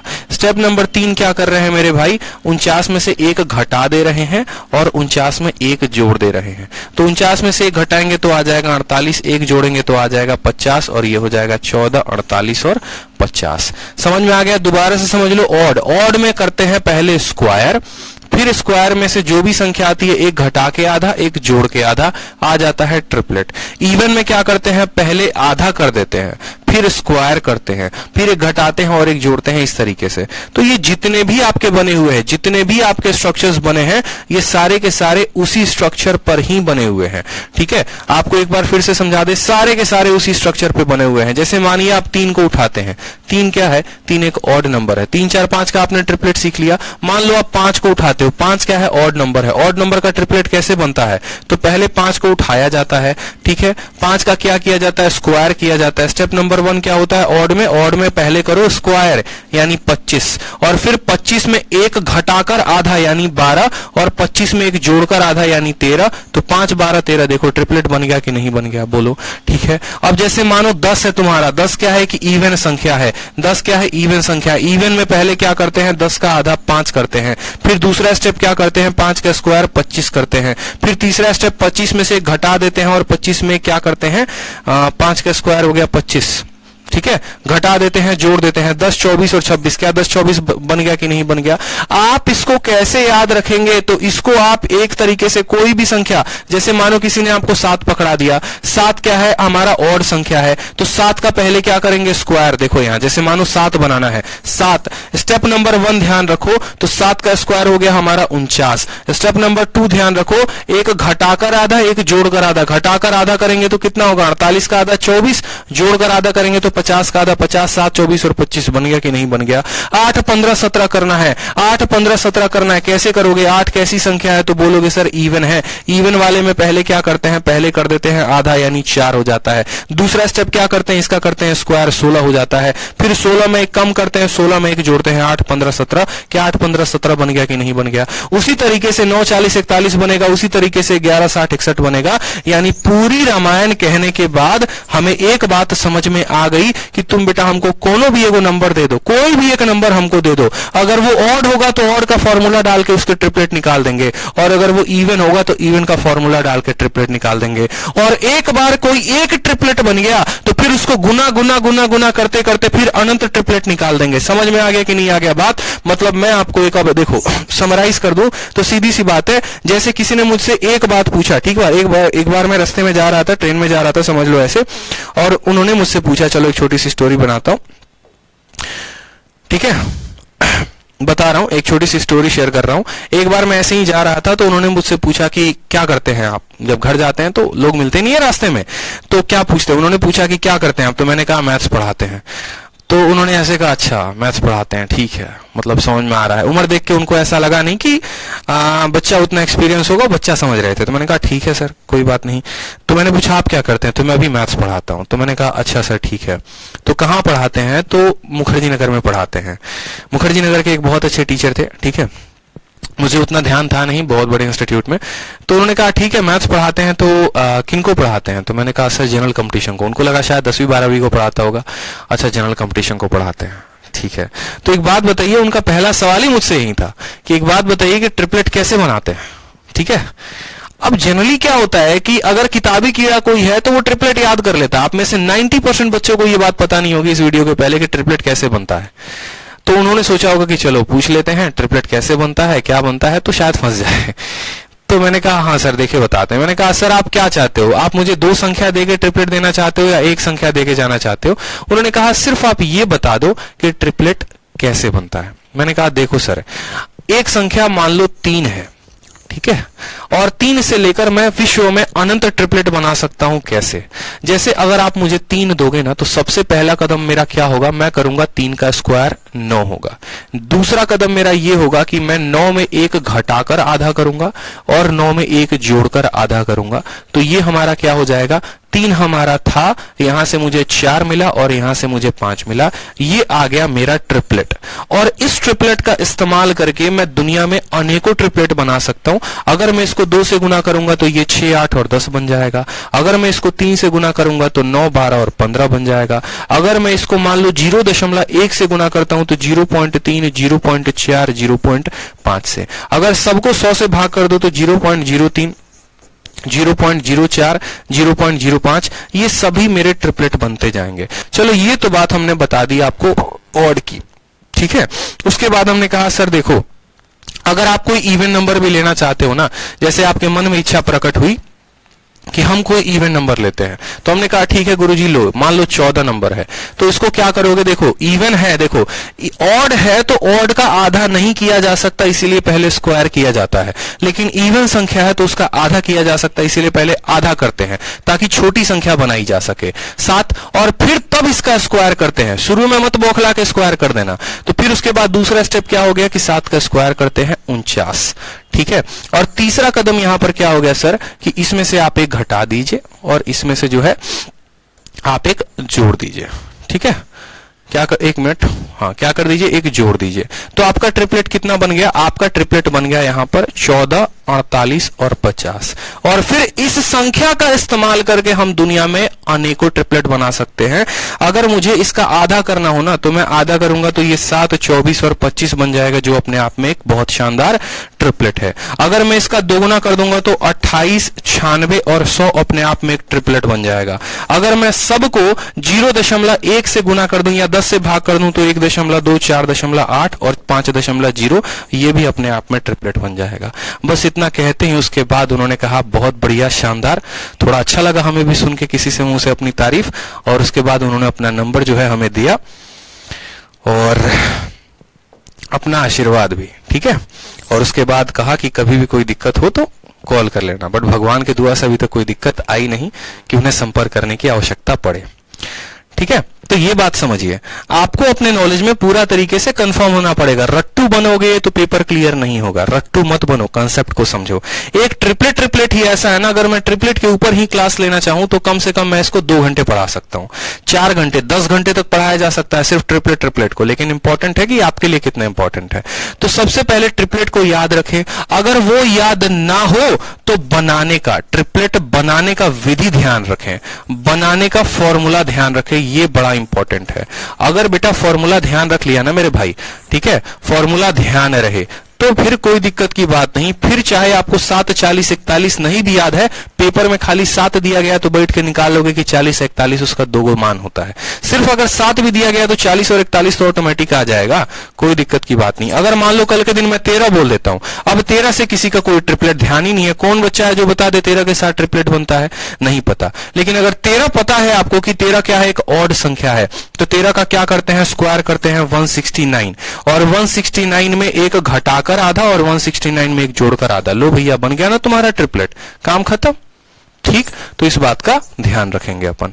चलो ट्रिपलेट सीख लिए, अब आ जाओ एक एग्जांपल पे। कहानी में फिर क्या हुआ, कहानी में फिर यही हुआ कि कहानी यहीं पर एंड हो गई। उन्हें हमारे जो नॉलेज को आंकने का तरीका था वो अच्छा उन्हें भी लगा। उन्होंने पूछा, हमने बताया, तो उन्हें लगा कि चलो ठीक है, आजकल के फील्ड में ऐसे टीचर नहीं आ रहे हैं जो किताब को रट के आ गए हों, सच में कंसेप्ट है, ठीक है, जो अच्छे से बच्चों को ज्ञान दे सकते हैं, उनका पेपर क्लियर करा सकते हैं। फिर उसके बाद पूरा सफर जो है ऐसे ही चला, ना कोई बात ना कोई चर्चा। अब वो पूछे तो क्या पूछे, कुछ नहीं पूछे, चले गए फिर। चलो, तो सवाल में क्या बोला गया है, एक हमारे पास त्रिभुज है एबीसी नाम का, AB का मान है 8, AC का मान है 10, एंगल B का मान है 90, तो एरिया पूछा गया है। बड़ा शानदार एंगल, ये ट्रायंगल है ABC, पहला एग्जांपल देखो। और ABC में हमसे बोला गया है AB का मान 8 है, BC का मान तुम्हारा कितना है, दिया ही नहीं है, और यहां पर इसका मान 90 दिया है, यहां पर ये 90 डिग्री है, 8 है और 10 है, और आपसे बोला गया है ABC का एरिया बताओ। आपको पता है, हैप्पी कुमारी कहती है सर 1 का ट्रिपलेट बता दो। अरे यार 1 का ट्रिपलेट, 1 कैसी संख्या है जरा बताना। मतलब ये वही बात हो गई, पूरी रामायण बीत गई और पूछते हो सीता कौन थी, ठीक है। बताओ जरा जल्दी से। एक का ट्रिपलेट, एक का ट्रिपलेट ऐसे नहीं बनता है कि एक से उठाकर ट्रिपलेट बना दोगे। क्यों? जैसे एक ऑड नंबर है, एक का स्क्वायर करोगे तो आ जाएगा आपका एक, ठीक है। और फिर उसके बाद क्या करोगे, एक में घटाकर आधा करोगे, ठीक है। पहले क्या होता है स्क्वायर, फिर घटाकर आधा, फिर जोड़कर आधा। अब जैसे करोगे तो 1 आ गया तुम्हारा, 0 आ गया, और यहां पर कितना आ गया, 1 आ गया। तो क्या ऐसे कोई ट्रिपलेट संभव है? तो नहीं संभव है। कोई भी भुजा का मान 0 ले सकते हैं? नहीं ले सकते। तो एक से ट्रिपलेट नहीं बनता है। जब एक साइड तुम्हारा 0 हो जाएगा तो कैसे बना लोगे ट्रिपलेट, बताओ? नहीं बना सकते ना। तनिक खुद का बुद्धि प्रयोग किया करो, ठीक है। क्या करते हैं, ऑड में स्क्वायर करते हैं और फिर आई गई संख्या का, ठीक है। अब यहां पर देखो, जैसे मुझे मान लो यहां पर इसका एरिया बताना है, तो मुझे पता है एरिया बराबर क्या होता है, हाफ इंटू बेस। अब बेस तो दिया नहीं है, लेकिन इतना जरूर पता है कि ये 10 है और ये 8 है, तो ये कितना होगा, 6 होगा। कैसे? ट्रिपलेट की मदद से, कि 6, 8 और 10 का एक ट्रिपलेट होता है। तो हाफ इंटू बेस कितना है, 6 है, और इंटू कितना है यहां पर, हाइट 8 है। 2 से काटेंगे 3 बार में, एरिया हमारा कितना आ जाएगा, 24 स्क्वायर सेंटीमीटर। लेकिन अगर वहीं पर ये बेस नहीं पता होता तो 10 के स्क्वायर में से 8 का स्क्वायर करके रूट लगाते रहते और काम खराब होते रहता, ठीक है। चलो आ जाओ। अब यहां पर जो मोस्ट इंपॉर्टेंट आ जाता है, अब वहां तक तो बच्चों का कहानी था। अब यहां जो है मेन जहां से क्वेश्चन पूछे जाते हैं वो यही दिए गए 4 सूत्र हैं, जिसको 5 में भी बदला जा सकता है। मतलब यूं समझ लो कि लाइफ लाइन है आपकी। ये समझ लीजिए हर साल एक सवाल यहां पर ये क्वेश्चन आता ही आता है, और ये सिमिलैरिटी से साबित होता है। सिमिलैरिटी में भी बहुत लोग पढ़ाते हैं और बहुत राइट एंगल में भी पढ़ाते हैं। मेरा पढ़ाने का तरीका इसको राइट एंगल में है। अपन जब राइट एंगल पढ़ेंगे तो उसकी प्रॉपर्टी पढ़ेंगे। ये 4 अलग अलग प्रॉपर्टी हैं, और इसका इस्तेमाल करके पेपर में इस बार भौकाल प्रश्न पूछे गए हैं। फिर वीडियो उसके बाद जब क्वेश्चन आने लगा तो प्री के जैसे जैसे क्वेश्चंस आने लगे तो लोगों ने वीडियो बनाना शुरू कर दिया, ठीक है। लेकिन शुरू से एक कंटेंट में है कि ये 4 प्रॉपर्टी आपके आएंगे। जैसे होता है ना, मेरे करण अर्जुन आएंगे, तो उसी तरीके से आप इसको इस भाषा में लिखना चाहो ऐसे लिख सकते हो, या ऐसा लिखना चाहो या ऐसे। दोनों बातें जो हैं वो सेम ही कही गई है। यहां जो बात है वही बात यहां पर भी है, बस लैंग्वेज के फॉर्म में लिखा गया है। ये चारों बात हर किसी को ध्यान रखना, अगर नहीं ध्यान है तो समझ लो मुश्किल में हो। अब ये आया कहां से, चारों बात क्या है वो एक बार को देखते हैं हम, ठीक है। होता क्या है कि आपको जो है सिमिलैरिटी पढ़ा दी है, सिमिलैरिटी पढ़ा दी है, तो अब ये चीज मुझे बताने में काफी आसानी होगी। 2 चीजें होती हैं, ठीक है। फिलहाल आपको एक ही कंसेप्ट जानना है। अब यहां से क्या होता है, हम यहां पर एक परपेंडिकुलर डालते हैं। एक ये समकोण त्रिभुज है। इस त्रिभुज का नाम क्या है मेरे भाई, तो इस त्रिभुज का नाम हमारा है ए, बी और सी। और यहां पर ये कोण बना रहा है कितने का, तो 90 का, ठीक। और यहां पर भी ये कोण बना रहा है कितने का, तो 90 का। समझ में आ गया बात। ये राइट एंगल ट्रायंगल है तो 90 का बनाएगा। हमारा एग्जामिनर हमसे ये कहता है कि बी से एसी के ऊपर एक लंब डालिए, मतलब परपेंडिकुलर डालिए। वो परपेंडिकुलर होगा हमारा बीडी, ठीक है। और सिर्फ इतना ही देकर हमसे देखो कितने प्रॉपर्टी वो हमसे निकलवाएगा। कुल मिलाकर 4-5 प्रॉपर्टी साबित किया जा सकता है। कैसे? छोटी छोटी बातों को देखते चलो। आप बोलोगे सर देखो बात ऐसा है कि इसको अगर हम थीटा मानते हैं, ठीक है, इसको क्या मानते हैं, देखो यहां पर इसको अगर हम थीटा मानते हैं, तो अगर इसको थीटा मानते हैं और ये 90 है, तो त्रिभुज डी, बी और सी में ये 90 है, ये थीटा है, तो ये क्या होगा, 90 माइनस थीटा। बताया था ना कि यहां पर जो दोनों कोण होते हैं वो इसके बराबर होते हैं। अगर ये 1 है तो 90 में से 1 घटा दो, ये 2 है तो 90 में से 2 घटा दो, तो ये थीटा था तो 90 में से घटा दिया, ठीक। अब आ जाओ बड़े वाले ट्रायंगल में, ट्रायंगल ए, बी और सी में। ये जनाब 90 है और ये जनाब थीटा है, तो ये वाला क्या हो जाएगा, ये हो जाएगा 90 माइनस थीटा। ये क्या हो जाएगा, 90 माइनस थीटा। समझ में आ गया। सिमिलैरिटी 2 तरीके से लगाई जा सकती है, ठीक है। अब समझो, आप यहां पर समरूपता लगाएंगे, किसमें लगाएंगे, तो देखो बी, डी और सी में, ठीक, और ए, बी, सी में, ठीक है। एक सिमिलैरिटी ये लग सकता है, दूसरा ए, डी, बी में, और फिर बड़े वाले में, ठीक, और तीसरा इन दोनों छोटे वाले में, ठीक है। क्यों लगा सकते हैं, क्योंकि भैया इनके पास जो है वो कोण बराबर हैं। लेकिन हम अभी सिर्फ आपको एक छोटा सा एग्जांपल अभी देके बता रहे हैं।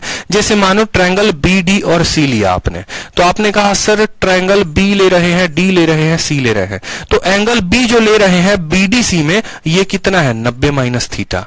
तो बड़े वाले में 90 माइनस थीटा कहां है, ए है, तो यहां पर आप लिखेंगे पहले ए को। याद रखो बी 90 माइनस थीटा। देखो एक एक बात को समझो, यहां पर तुम्हारा बीडीसी में कितना है, तो ये 90 माइनस थीटा है। डी कितना है तो डी तुम्हारा 90 है और सी कितना है तो थीटा है। तो अगर सिमिलैरिटी लिखोगे तो फिर उसी तरीके से वही कोनों को लिखना पड़ेगा। 90 माइनस थीटा पहले लिखना पड़ेगा। 90 माइनस थीटा कौन है तो ए है।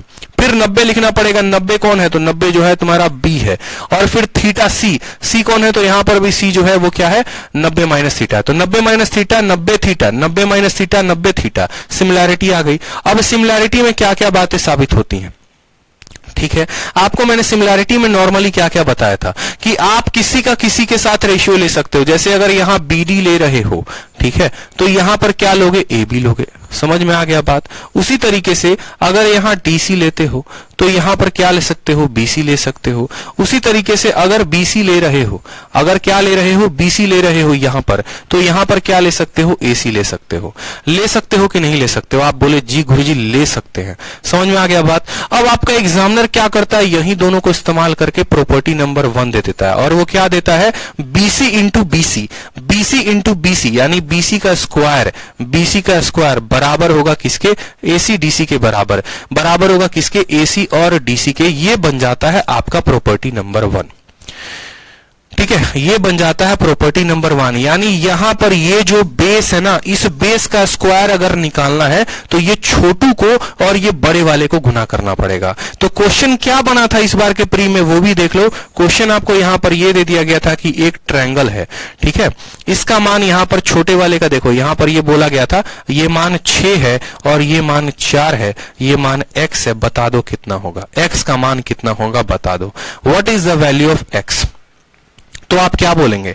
आप बोलेंगे देखो सर x का जो स्क्वायर होगा, ये बेस का जो स्क्वायर होगा बराबर होगा ये छोटू के यानी 6 के और इनटू पूरा के यानी 10 के। तो यानी x का स्क्वायर हमारा 60 हो गया। तो x की वैल्यू रूट अंडर 60 यानी 2 रूट 15 जो होगा वो हमारा क्या होगा, करेक्ट आंसर होगा। x की value 2 root 15। Point number 1 clear रखना।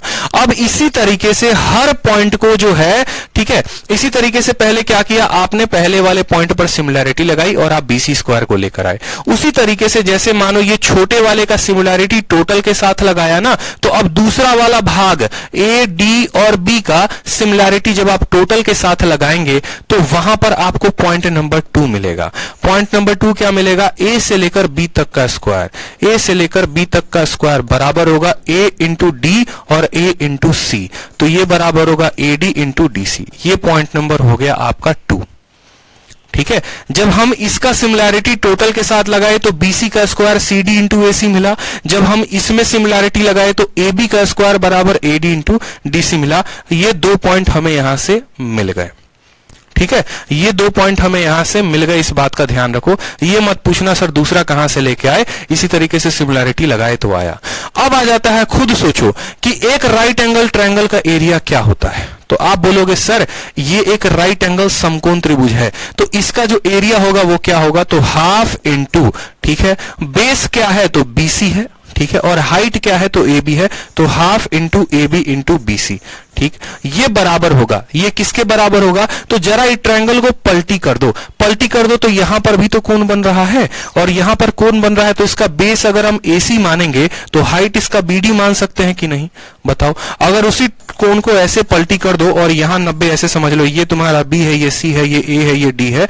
समझ में आ गया बात? एडीसी है ना, माफ करना, ये आपका ए है, ये डी है और ये आपका बी है, ठीक है। तो आप क्या बोलोगे, हाफ इंटू एसी, देखो half into AC into BD, ठीक है। तो यही बराबर होगा half into AC into BD के। बराबर होगा कि नहीं बराबर होगा, बताओ। बराबर होगा तो बोलोगे हाँ सर बराबर होगा। उस केस में आप हाफ को हाफ से काट सकते हो और ये जो बीडी वाला वीडी वाला वैल्यू है, ये बीडी यही तो पूछता है ससुरा।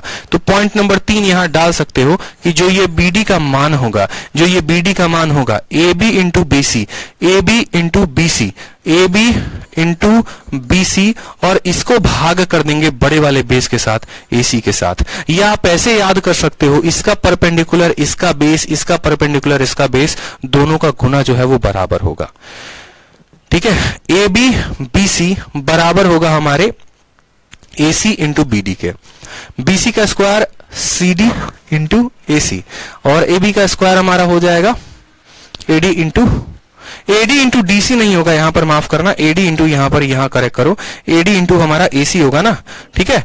एडी इंटू पूरा बड़ा वाला, एडी इंटू एसी हो जाएगा, ठीक।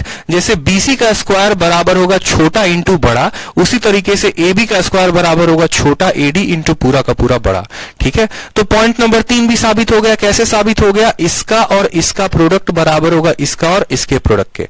क्लियर हो गया कि नहीं हो गया बता दीजिए। ये हमने 3 पॉइंट्स को क्लियर कर दिया, ठीक। अब आ जाती है हमारी चौथे पॉइंट की बारी। चौथा पॉइंट कौन सा हो गया? तो चौथा पॉइंट हमारा ये बीच वाला हो गया। ये बीच वाले का, इस बीच वाले का रिलेशन कुछ से निकलेगा कि नहीं? देखो यहां पर टोटल कितने पॉइंट्स को हमने साबित कर दिया। पहले पॉइंट को हमने साबित कर दिया कि बीसी का स्क्वायर बीडी इंटू कितना होता है, बीडी इंटू हमारा एबी होता है, ठीक। दूसरा इसी ये एक पॉइंट में 2 पॉइंट हमारे आ चुके हैं, एक में हमारे 2 पॉइंट आ चुके हैं।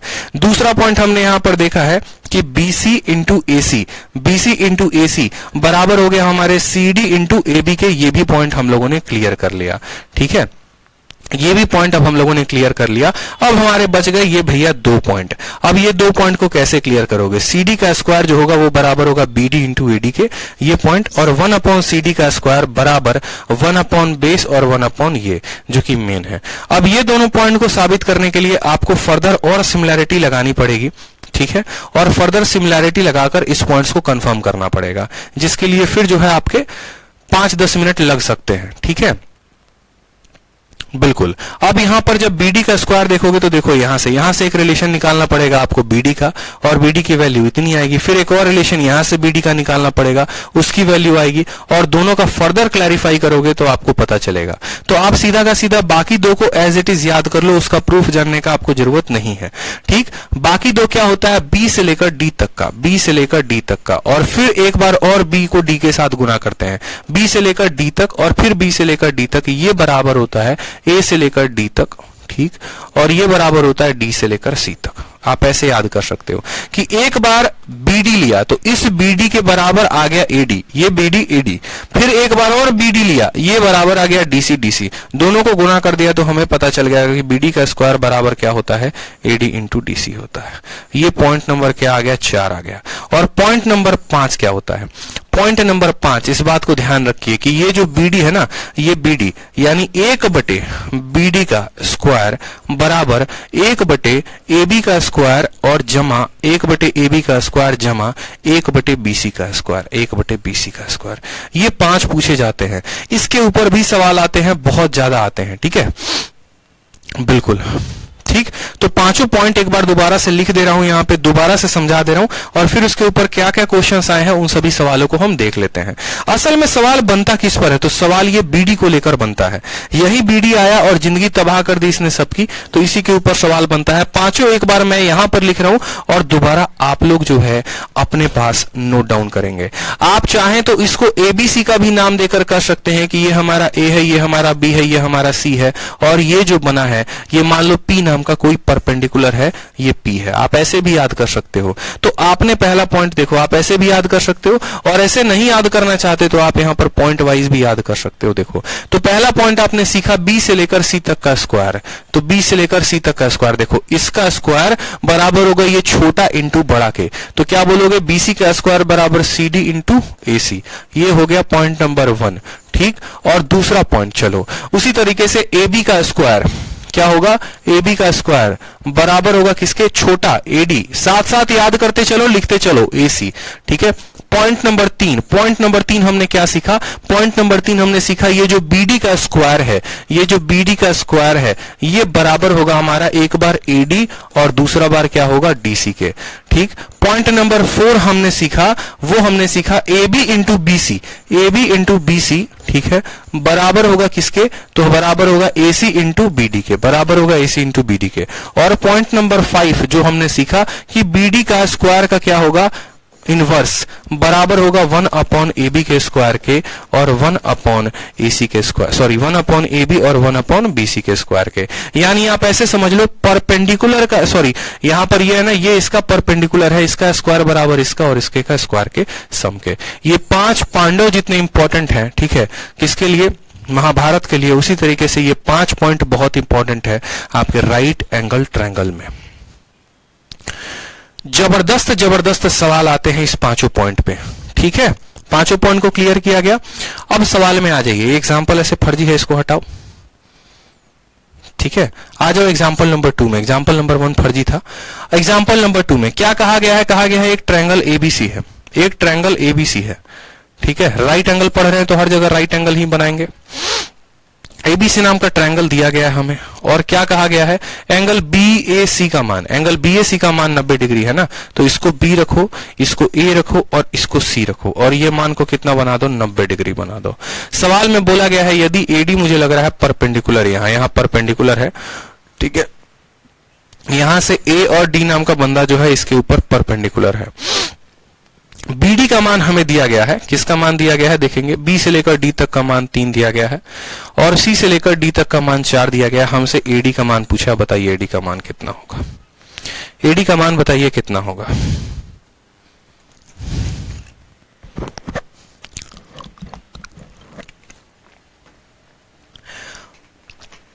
बताओ।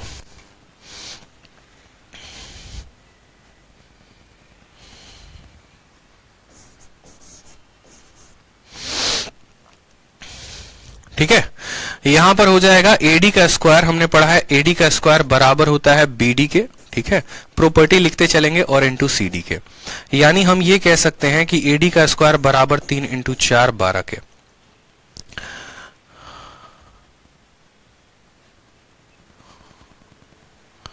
ठीक है, तो यहां पर हम जो एडी का मान बताएंगे वो कितना बताएंगे? √12 बताएंगे। √12 कितना होता है? 2 दूनी 4 into 3, 2√3। Option number B for Baahubali is the correct answer. ठीक है, कितना होगा? B for Baahubali. ठीक, क्लियर है? चलिए आ जाइए, अब सीएचएसएल का पूछा गया क्वेश्चन है दूसरा आपके सामने, आंसर देंगे। एग्जाम्पल नंबर 3 बोला गया है एक ट्रायंगल एबीसी है, तो आपने कहा ठीक है सर एक ट्रायंगल बना लेते हैं, और ये ट्रायंगल बनाने के बाद जो हम बोलते हैं कि एक ट्रायंगल ए बी और सी है। एडी नाम का बंदा परपेंडिकुलर है किसके ऊपर? बीसी के ऊपर। यहां बीएसी का मान दिया गया ना, तो बीएसी का मान बताओ। एडी नाम का बंदा इसके ऊपर परपेंडिकुलर है।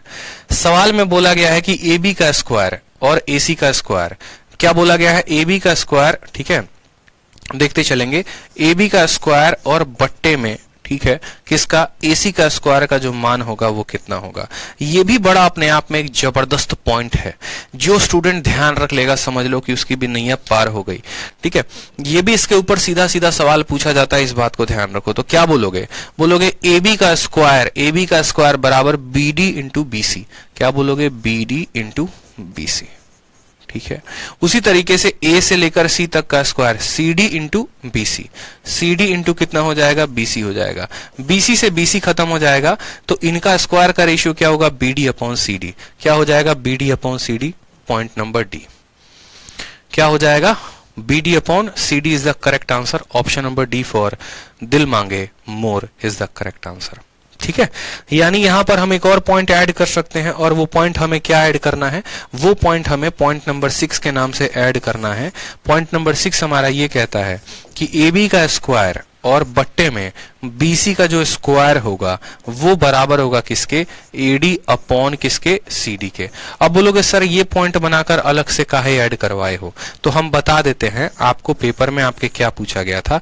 आपके पेपर में आपको ये दिया गया था कि इनका जो मान है वो 3 है और इसका मान 4 है।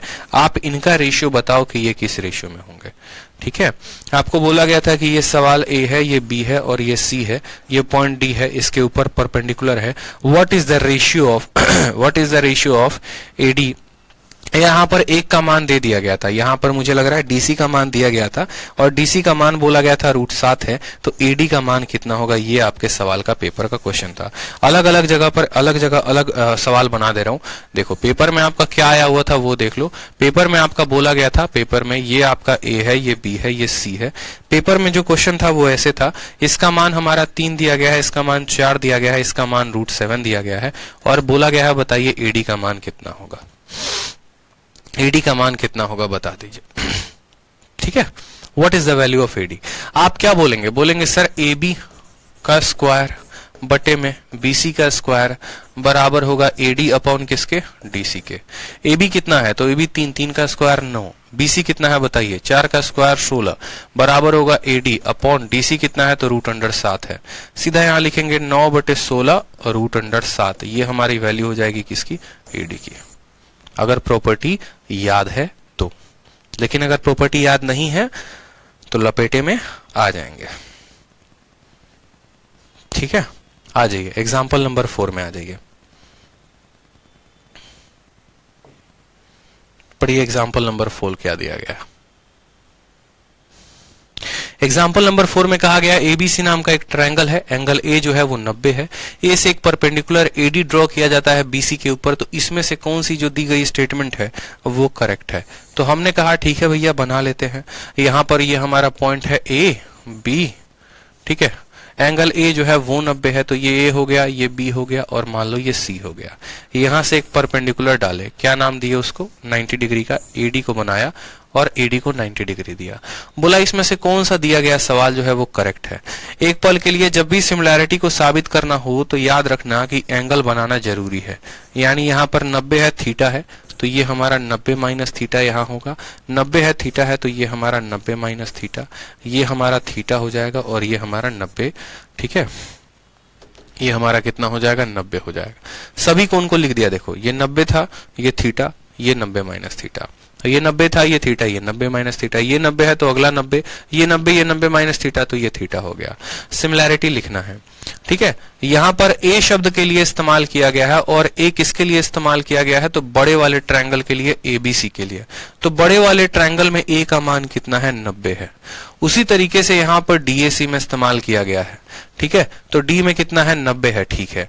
एंगल B बोला गया है, एंगल B कितना है बड़े वाले में, तो 90 माइनस थीटा, और यहां DAC में, DAC में ये 90 माइनस थीटा है।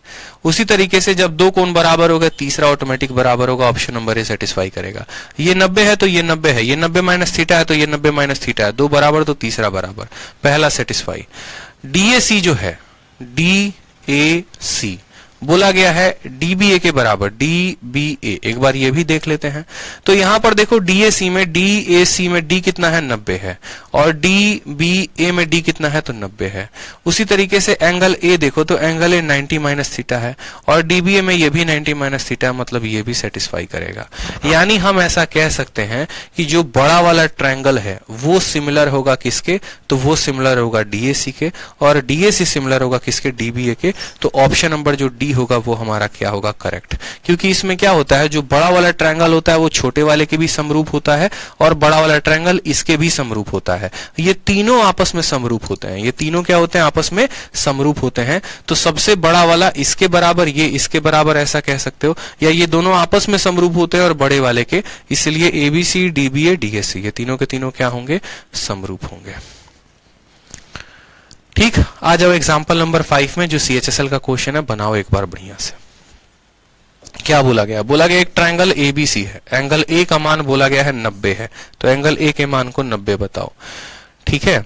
बाकी दोनों जो हो जाएंगे वो B और C हो जाएंगे। सवाल में बोला गया यदि BM और CN नाम के दो मीडियन है, यहां से एक BM काटा जाता है और यहां से एक CN काटा जाता है, ठीक है। ये क्या है, मीडियन है। मीडियन मतलब माध्यिका, जो सामने वाली भुजा को दो बराबर भागों में काट देते हैं। तो हमसे बोला गया है BM का स्क्वायर तथा CN का स्क्वायर इसमें से, और बट्टे में BC का स्क्वायर किसके बराबर होगा।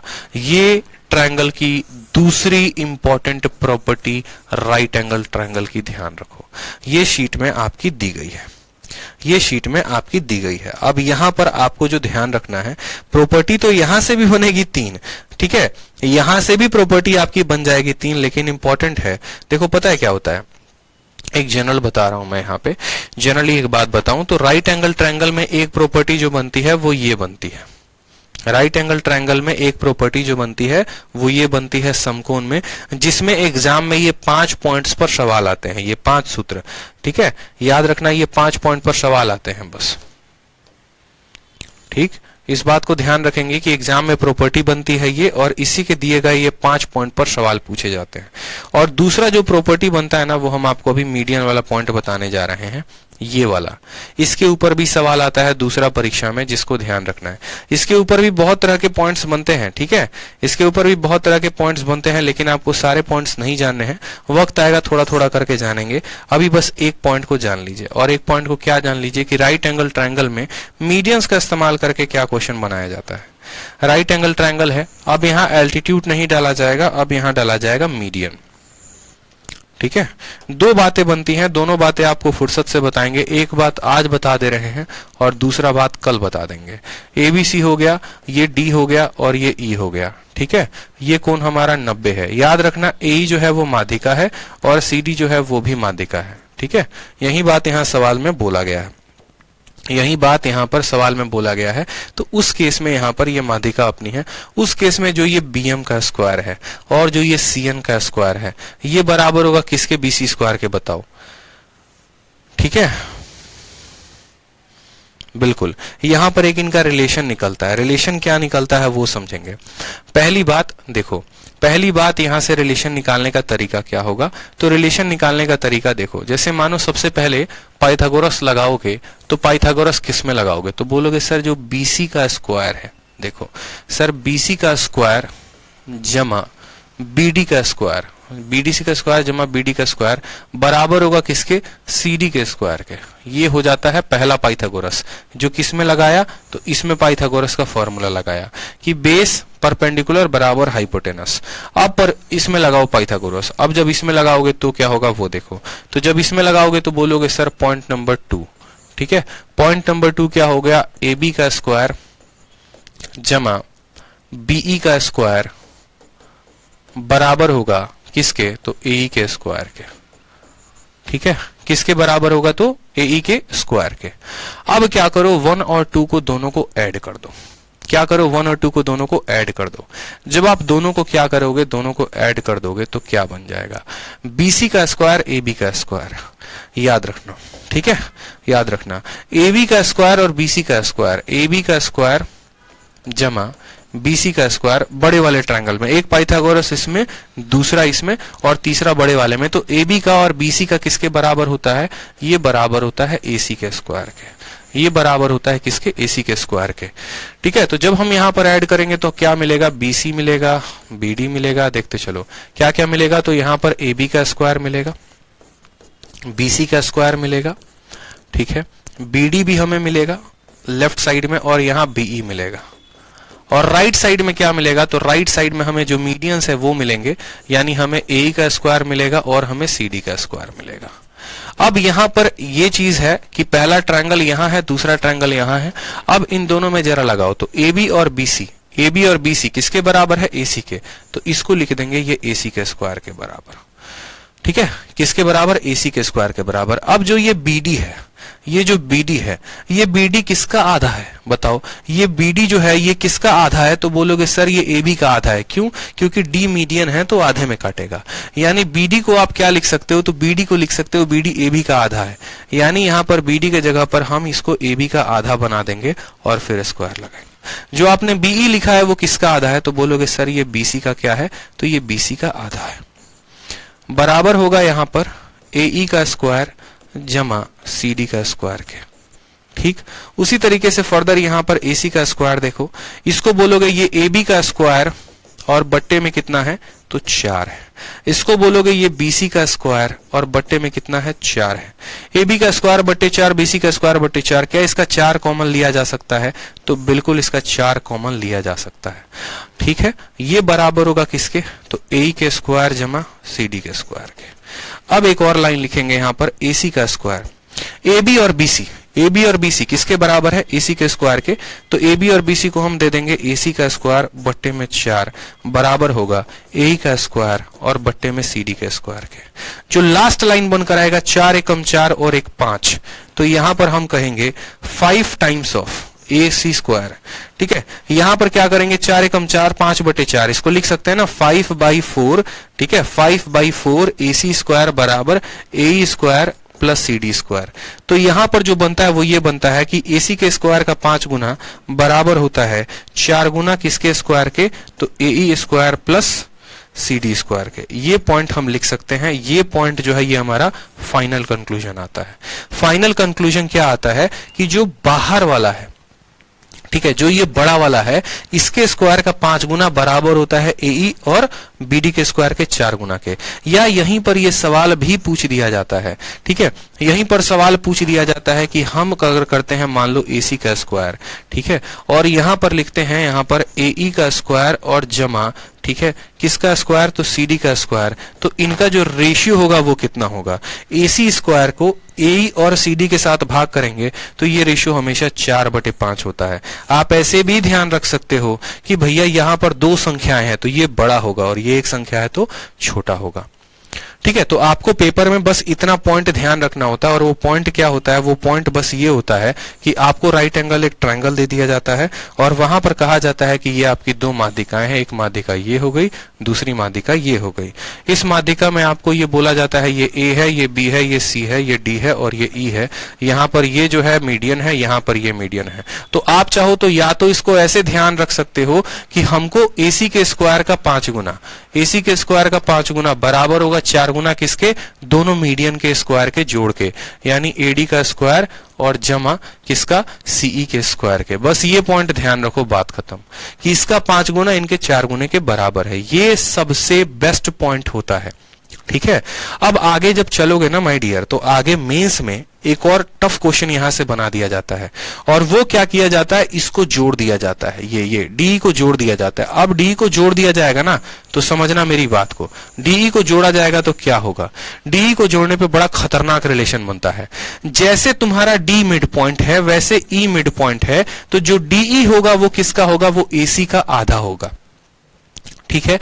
जो DE होगा वो किसका आधा होगा, AC का आधा होगा, ठीक। आपको पढ़ाया था ना राइट एंगल ट्रायंगल में, यहां पर एक बातें पढ़ाई थी, ये भी मिड पॉइंट है, ये भी मिड पॉइंट है, तो जोड़ा गया लाइन नीचे वाले का क्या होगा, आधा होगा। यानी DE जो होगा वो AC का क्या होगा, आधा होगा। यानी इसी रिलेशन में रिलेशन नंबर 2 हम बनाएंगे। कैसे बनाएंगे, तो बोलेंगे देखो 5 है, ठीक है, AC, इस AC के जगह पे ED का 2 गुना लिख सकते हैं, तो बोलोगे हाँ सर ये AC ED का 2 गुना है, और इसका स्क्वायर बराबर होगा किसके, 4 time of AD square plus CE का स्क्वायर के, ठीक। यहां पर 5 इंटू 2 का स्क्वायर होता है 4 इंटू ED का स्क्वायर बराबर होगा 4 इंटू ED का स्क्वायर प्लस CE के स्क्वायर के। अब यहां से ये 4 इस 4 को काट देगा, तो क्या बचेगा, जो बचेगा वही यहां पर लिखिए, बचेगा 5 इंटू ED, तो 5 इंटू ED बचेगा, और ये बराबर होगा किसके, तो बराबर होगा AD के स्क्वायर जमा CE के स्क्वायर के, ठीक है, CE के स्क्वायर के।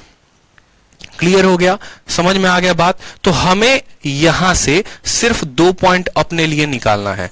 याद करो पीछे वाले से 5 पॉइंट निकाला था, इस वाले से 5 पॉइंट ध्यान रखने हैं राइट एंगल में, ये जो है ये पॉइंट ध्यान रखने हैं राइट एंगल से ये वाले, और इस वाले से हमें ये पॉइंट ध्यान रखने हैं। ये कौन कौन से पॉइंट हैं, तो यहां पर बस ये 2 पॉइंट दिए गए हैं, इसको मिटा दो, इसकी आवश्यकता नहीं है। पहला पॉइंट क्या है, बड़े वाले का 5 गुना छोटे वाले के स्क्वायर के 4 गुने के बराबर। लेकिन अगर ये बड़ा वाला ना दे के ये ED दे दे, ये आपको ED दे दे, तो इसका 5 गुना बराबर होगा सिर्फ AD का स्क्वायर जमा CE के स्क्वायर के। एक और प्रॉपर्टी है जो मैंने कहा था ना, प्रॉपर्टी नंबर 3, वो मैं आपको कल बताऊंगा। वहां पर वो रहेगा कि आपको एक राइट एंगल ट्रायंगल दिया जाएगा, और जब यहां से ड्रॉ करने में इनमें 90 का कोण बनता है तो रिलेशन कैसे निकालते हैं। ये तीनों प्रॉपर्टी अगर साथ में पढ़ लिया, मेंसुरेशन में भी पढ़ाया जाता है, लेकिन यहां अगर पढ़ लिया तो मजा आ जाएगा, सारी बातें सीख जाओगे जो हम बताना चाहते हैं। तो अब यहां पर मुझे खुद बताओ कि यहां पर सवाल में क्या बोला गया है, तो सवाल में बोला गया है BM का स्क्वायर प्लस CN का स्क्वायर। क्या बोला गया है, BN का स्क्वायर प्लस CN का स्क्वायर, और भाग करना है BC के स्क्वायर के। भाग करना है किसके, तो BC के स्क्वायर के, BC के स्क्वायर के। मैंने क्या कहा था, ये दोनों बड़े हैं तो इनके सामने 5 आएगा, और ये छोटा है तो इसके सामने 4 आएगा। 5/4 ऑप्शन नंबर जो C है वो क्या है, करेक्ट आंसर है। अभी यहां पढ़ा है ना, देखो यहां पर, ठीक है, कि बड़े वाले और बट्टे में छोटा वाला 5/4, क्या करेक्ट आंसर होगा, 5/4 होगा, ठीक है। चलो बाकी एक्यूट एंगल ट्रायंगल से कल की क्लास में शुरू करते हैं, न्यून कोण से। तो आज हमने क्या पढ़ा, आज हमने पढ़ा राइट एंगल ट्रायंगल। मजा आया, बताओ। सारे प्रॉपर्टी को समझना है, उसके साथ साथ सभी प्रीवियस ईयर्स को लगाना है, इस बात को समझो, ठीक है, नए पैटर्न पर कोई भी सवाल नहीं करा रहा है यूट्यूब पर या अपने पेड कोर्सेज में, सभी पुराने पुराने पुराने पुराने पैटर्न पे जा रहे हैं। और उस पुराने पैटर्न से यही नुकसान हो रहा है बच्चे का कि 2-2 5-5 हजार में कोर्स खरीद के भी बेचारा सीख के आ रहा है तो 2012 के सवाल, 2014 के सवाल, नए पैटर्न पर तो कोई बात ही नहीं करता, सिखाना तो दूर की बात है। तो कैसे बेचारा वो 1 साल 2 साल पढ़ने के बाद जाके बहुत बढ़िया स्कोर कर लेगा? करेगा नहीं करेगा। तो नया पैटर्न जितना पढ़ा रहा हूं उसको पूरा का पूरा सीखो, उस पे इंप्लीमेंटेशन करो, पूरा एक एक बात को जानो, ठीक है। और जब इसको समझना शुरू करोगे ना तब पता चलेगा कि भैया ज्योमेट्री कितनी डेप्थ में है और कितना मजा आएगा। जितने इंपॉर्टेंट पॉइंट है सारे बता रहा हूं, नोट डाउन करते जाओ, घर पे बैठ के 2 घंटा रिवाइज करो, मेरे पढ़ाने के बाद 1 घंटा और जोर मारो, तब ज्योमेट्री समझ में आएगा, ठीक है। जितने यार दोस्त हैं आप उनको अभी बता दो, 10 दिन बाद उनको पता चलेगा तो ज्यादा नुकसान हो जाएगा, उनका ज्यादा सिलेबस छूट जाएगा। उनको एनरोलमेंट लेना है, एडमिशन लेना है, वो अभी ले ले, ठीक है। अभी तो ज्योमेट्री में बहुत कुछ है, चिंता क्यों कर रहे हैं? अभी तो ये टाइप्स ऑफ ट्रायंगल पढ़ रहे हो, फिर सेंटर्स ऑफ ट्रायंगल पढ़ोगे तो वहां पर तो बहुत सारी बातें हैं जानने को, ठीक। पाइथागोरन ट्रिपलेट सीख लिया ना तो आगे से कोई भी आपसे भी पूछे, आप किसी से जाके पूछना आज के बाद, चल एक काम कर पाइथागोरन का ट्रिपलेट बना के दिखा दे, ठीक है। और जब नहीं आए तो आप अपने ज्ञान का प्रदर्शन करना वहां पे, ठीक। चलो, खुश रहो, मस्त रहो, लव यू ऑल, ठीक है, ध्यान रखो। चलो भाई, मिलते हैं कल के सेशन में। 12 बजे से टाइमिंग है, रोज 12 बजे क्लास होगी, ध्यान रखना। जिनकी ज्योमेट्री छूट गई है तो हम क्या करें उसमें, ये बताओ। आपने ज्योमेट्री छोड़ा, आपकी गलती है ना, ठीक है। चलो।